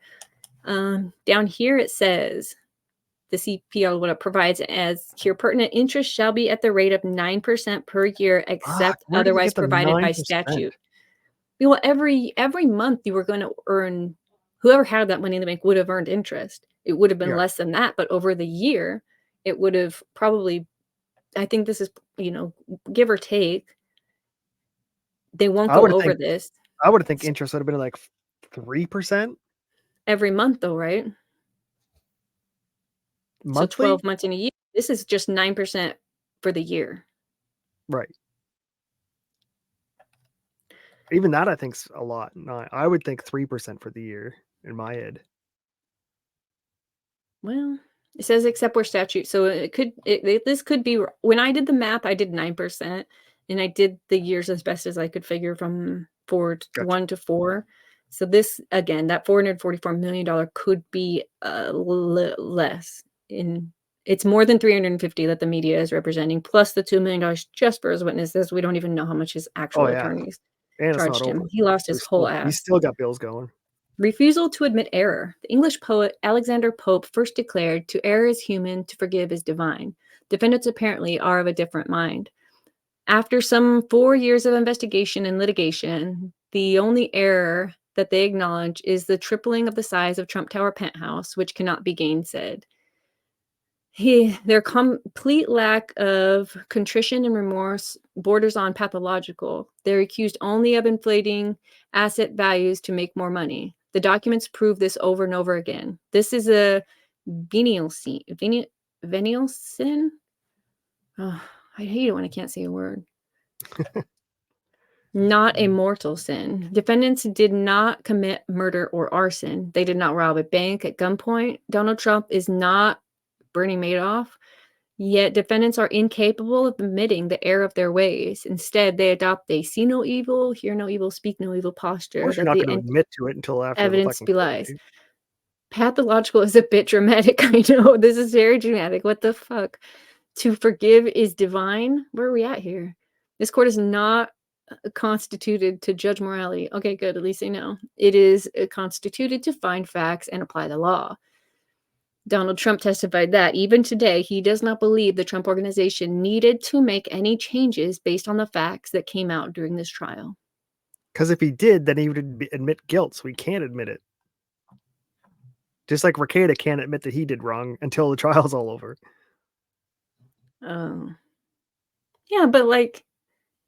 You can't be like, oh, well, you're right. I did fuck all this up. I did lie about all this stuff. No, but could you not say, like, it seems like some of this doesn't make sense. There must be some papers we're missing because I don't understand how this could have happened. But what we see here, this is kind of wild. I don't know. It seems like there's a way to be like, oh, we did perfect. Actually, it should have been worth way more. Isn't the answer. Whatever. In August 2013, this is going to be the history of corporate malfeasance. So in 2013, the Office of Attorney General sued Donald Trump for fraud in the marketing and operation of Trump University. The Trump Organization agreed to pay $25 million to Trump University clients because of it. June 2018, the Office of Attorney General sued Donald Trump, and Eric Trump for failure to follow basic fiduciary obligations or implement even elementary corporate formalities required by law. May 2022. Trump and the old post office entered into a settlement agreement with the Office of Attorney General for the District of Columbia arising out of allegations that the 58th Presidential Inauguration Committee paid excess fees to the old post office LLC that accrued to defend its benefit.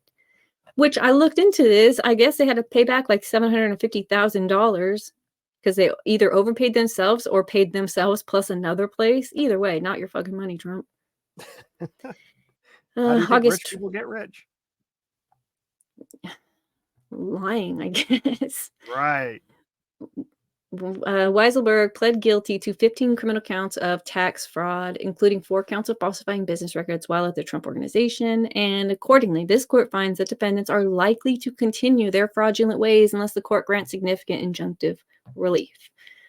Conditions of Judge Jones as an independent monitor. The court hereby conclude, Trump Organization shall be required to obtain prior approval, not as things are now, subsequent review, from Judge Jones before submitting any financial disclosures to a third party. So they have a babysitter now. Right. Independent monitor. The court. They also appointment of an independent director of compliance. In addition to the continued monitorship, the court hereby orders that an independent director of compliance be installed at the Trump Organization, who shall be responsible for ensuring good financials and accounting practices, shall establish internal written protocols for for financial reporting, and shall also approve any financial disclosures to third parties in advance of submission. Can you imagine being this guy?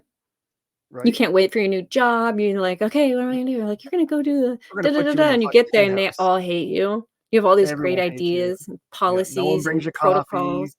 Trump comes in and farts and walks out again. They crop dust you all day long. That's how it goes. The water cooler is awful. Yikes.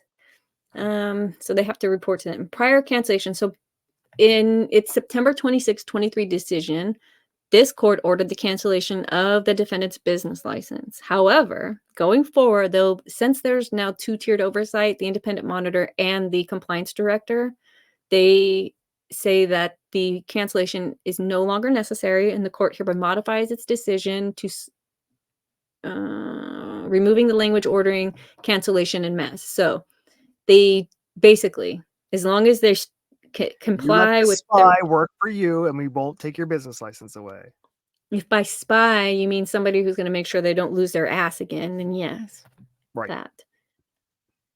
Okay, the evidence. What is this? This court hereby permanently enjoins Weiselberg and McConney from serving in the financial control function of any New York corporation or similar business entity in New York. It enjoins Trump, Weiselberg, McConney from serving as officers or directors of any corporation or legal entity for 3 years. Enjoins Trump and the organization and its affiliates from applying for loans of any financial institution chartered by or registered with the New York State Department of Financial Services for 3 years.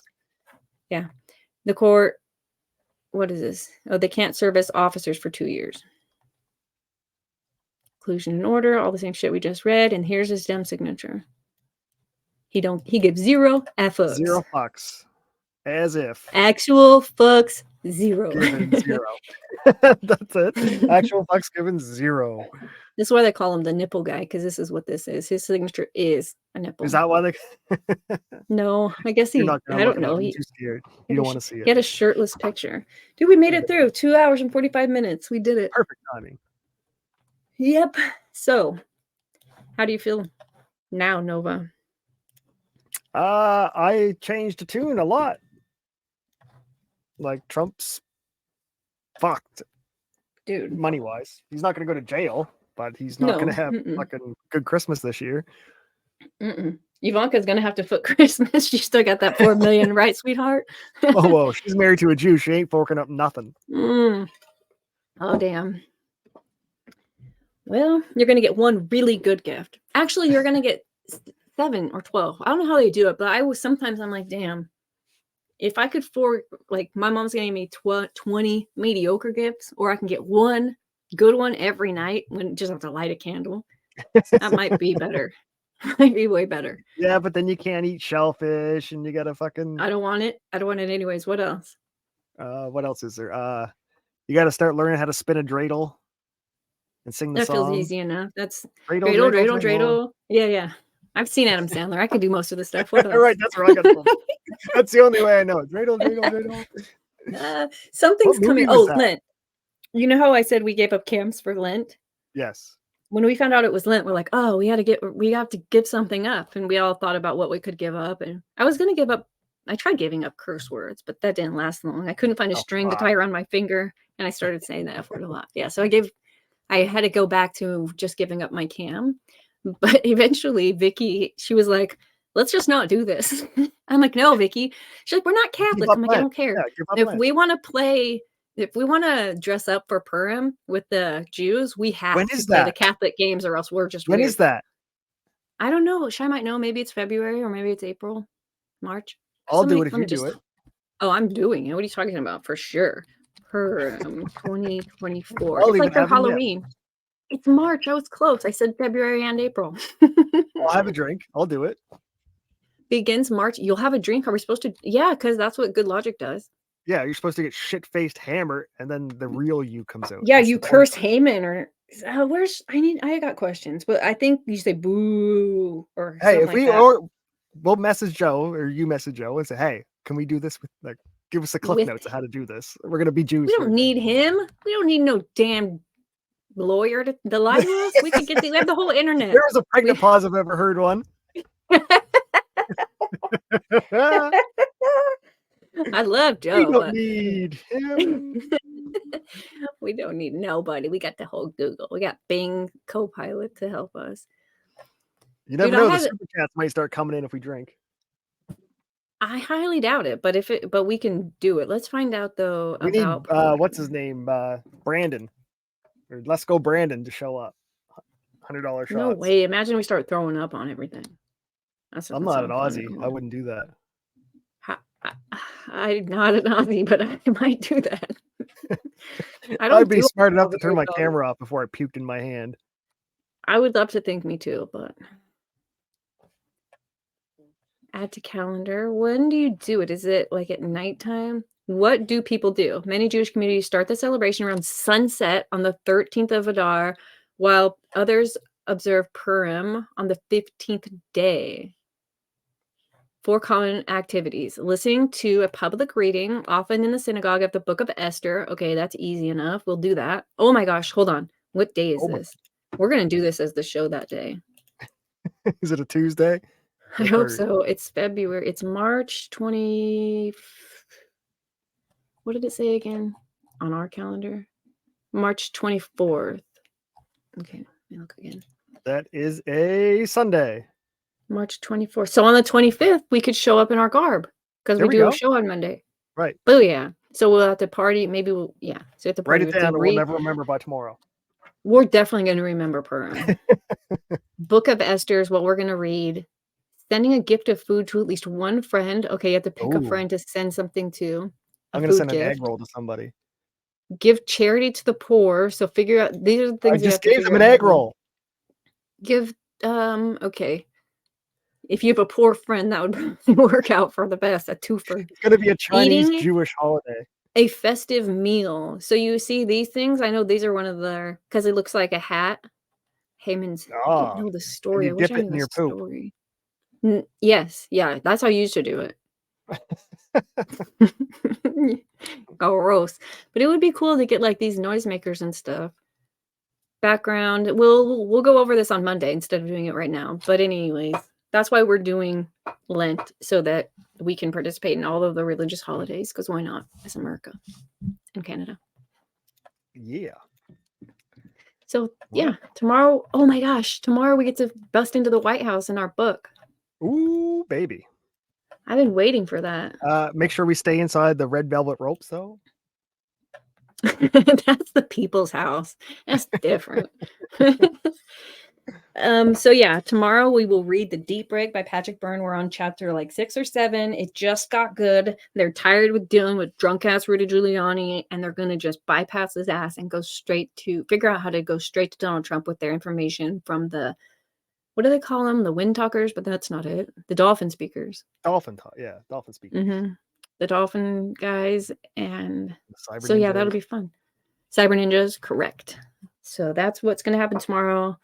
I don't know if we'll get to the end of that book, but we have an extra Tuesday this month to get to it. Actually, let me look at the calendar. Today's the 19th. I don't know what Thursday's show is going to be about. We'll see as that comes up. But tomorrow we will be reading The Deep Break, so come hang out with us. Yeah. Thanks for hanging out, Lip-tarded. Or we'll use our mob voice to make you do it. Yeah, we'll suggest very heavily that you give us all your money. Do it. Like this stream. Yes. There should be 75, 85 likes, if you know what I mean. Whatever triple is. Yes, whatever. Yeah. Inflate our like value by at least 700%. Right. Do my Twitter fucking percentages. 230% increases. Yay. Look, Lip-Tarded Packet put us. That's the AI's version of me and Nova. AI knows what's going on. I'm starting to warm up AI. I had a don't you dare. I had a fight with AI. Hold on. Let me show you my last fight I had with AI. I put one of my fights on the end of my video as some kind of video for Mercada. Can I not share it? Oh no. Hold on, let me see if I can get this to share. I was talking to a former law tuber, and they've told me that multiple people have reached out to Nick personally to try and get him to stop being an alcoholic, and he doesn't want to hear it from any of them. He quit for a whole month, you retards. He's clearly not alcoholic. He didn't quit for a month. He quit while he was on stream for 3 nights, and then he called in sick the rest of the nights. You never know. Okay. This is me and the AI. There shouldn't be any sound here. I hope there's no sound here because I was just screen recording when I was talking to the AI. So we'll see as we get into this what exactly the AI was up to on this day. I must have been a faraway scene with a woman of color in a suit and an old white male. I don't know what okay. So I said, show me a picture of 4 people kneeling. So it's like, okay, actually I fucked up. So I was like, no. Create an image of 4 people kneeling. No need to apologize. I'll try to create it. I was like, well, okay. So these are the 4. I said, the flag's a terrible addition. I said, I'm sorry you don't like the flag. I wanted to make it more colorful and patriotic. I was like, yeah. I told it, I tried to tell it, let me go back.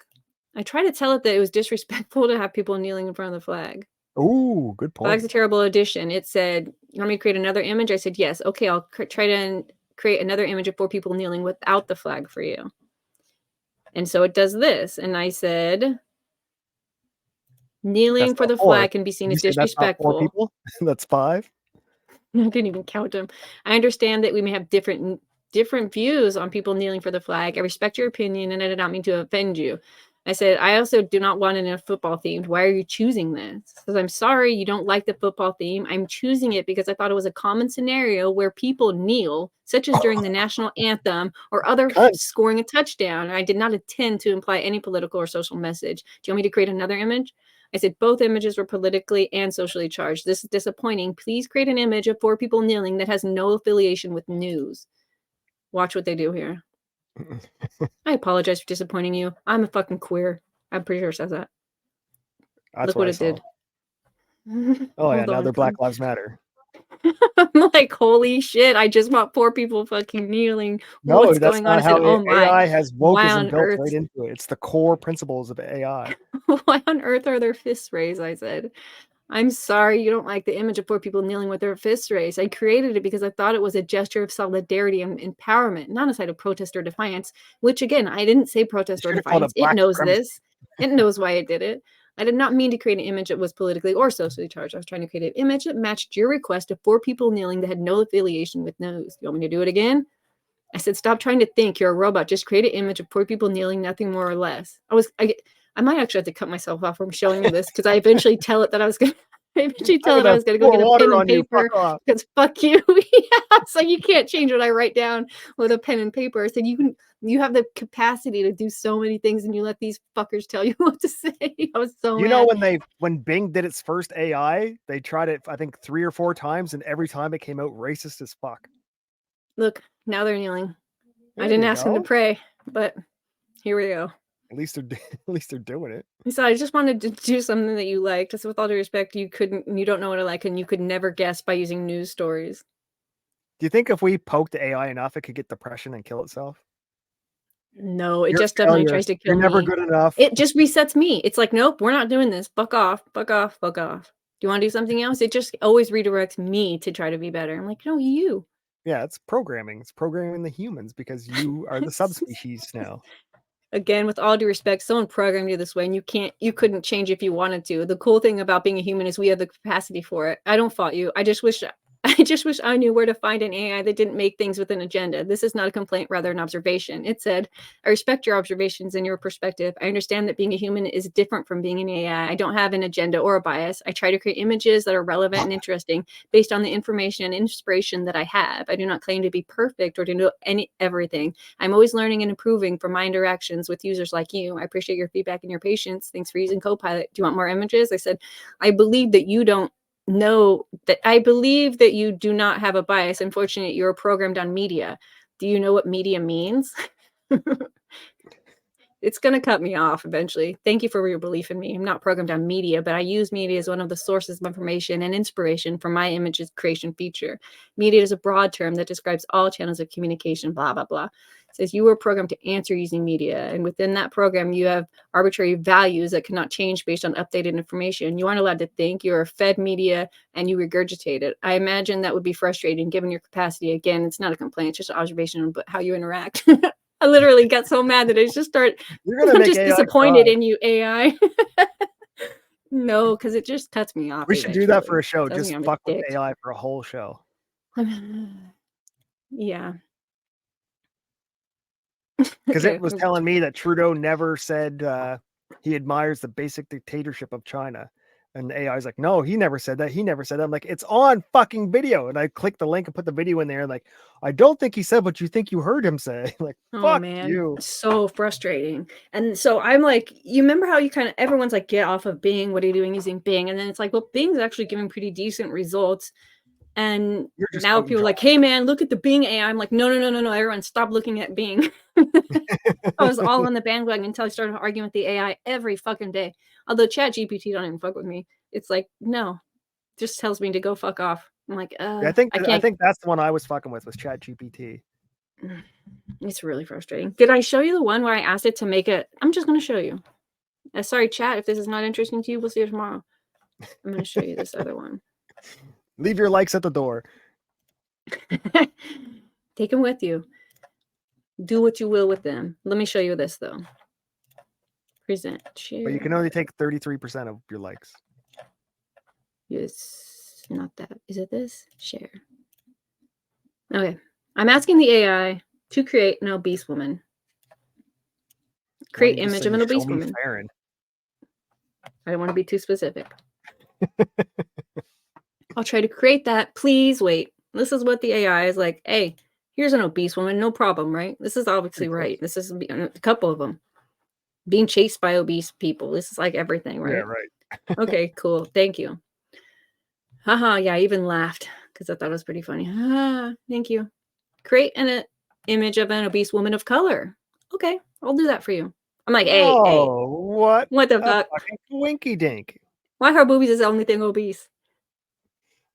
And her hair. Why is AI doing that? Why does she have flowers in her hand every time? Probably calculated that you can only show black people in positive form. Interesting theory. So I said, create an image of an obese man, the red tie. I wanted to see what it would give me. Okay. It'll do a fat white obese Robert dude. Burns. Okay, we got Robert Burns. Okay. Do you know what obese is? Yeah, I do. It's when you're fat around the middle. I'm like, all right, I believe you.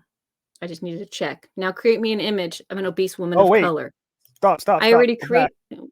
Do you see her up a little bit higher? Right there. Learn more. It shows you where they get their sources to create the obeseness. So they're getting from CDC, Merriam-Webster's dictionary, which is completely fucking fraudulent now. NHS. See, these are all government fucking left-wing woke sources. Either way, obese means AI you're is fat in the using. middle. There's no such thing They as know what obese. it means. They showed it to you in the woman. They showed it to you in the man. They just didn't figure out how to show it to you in the color woman.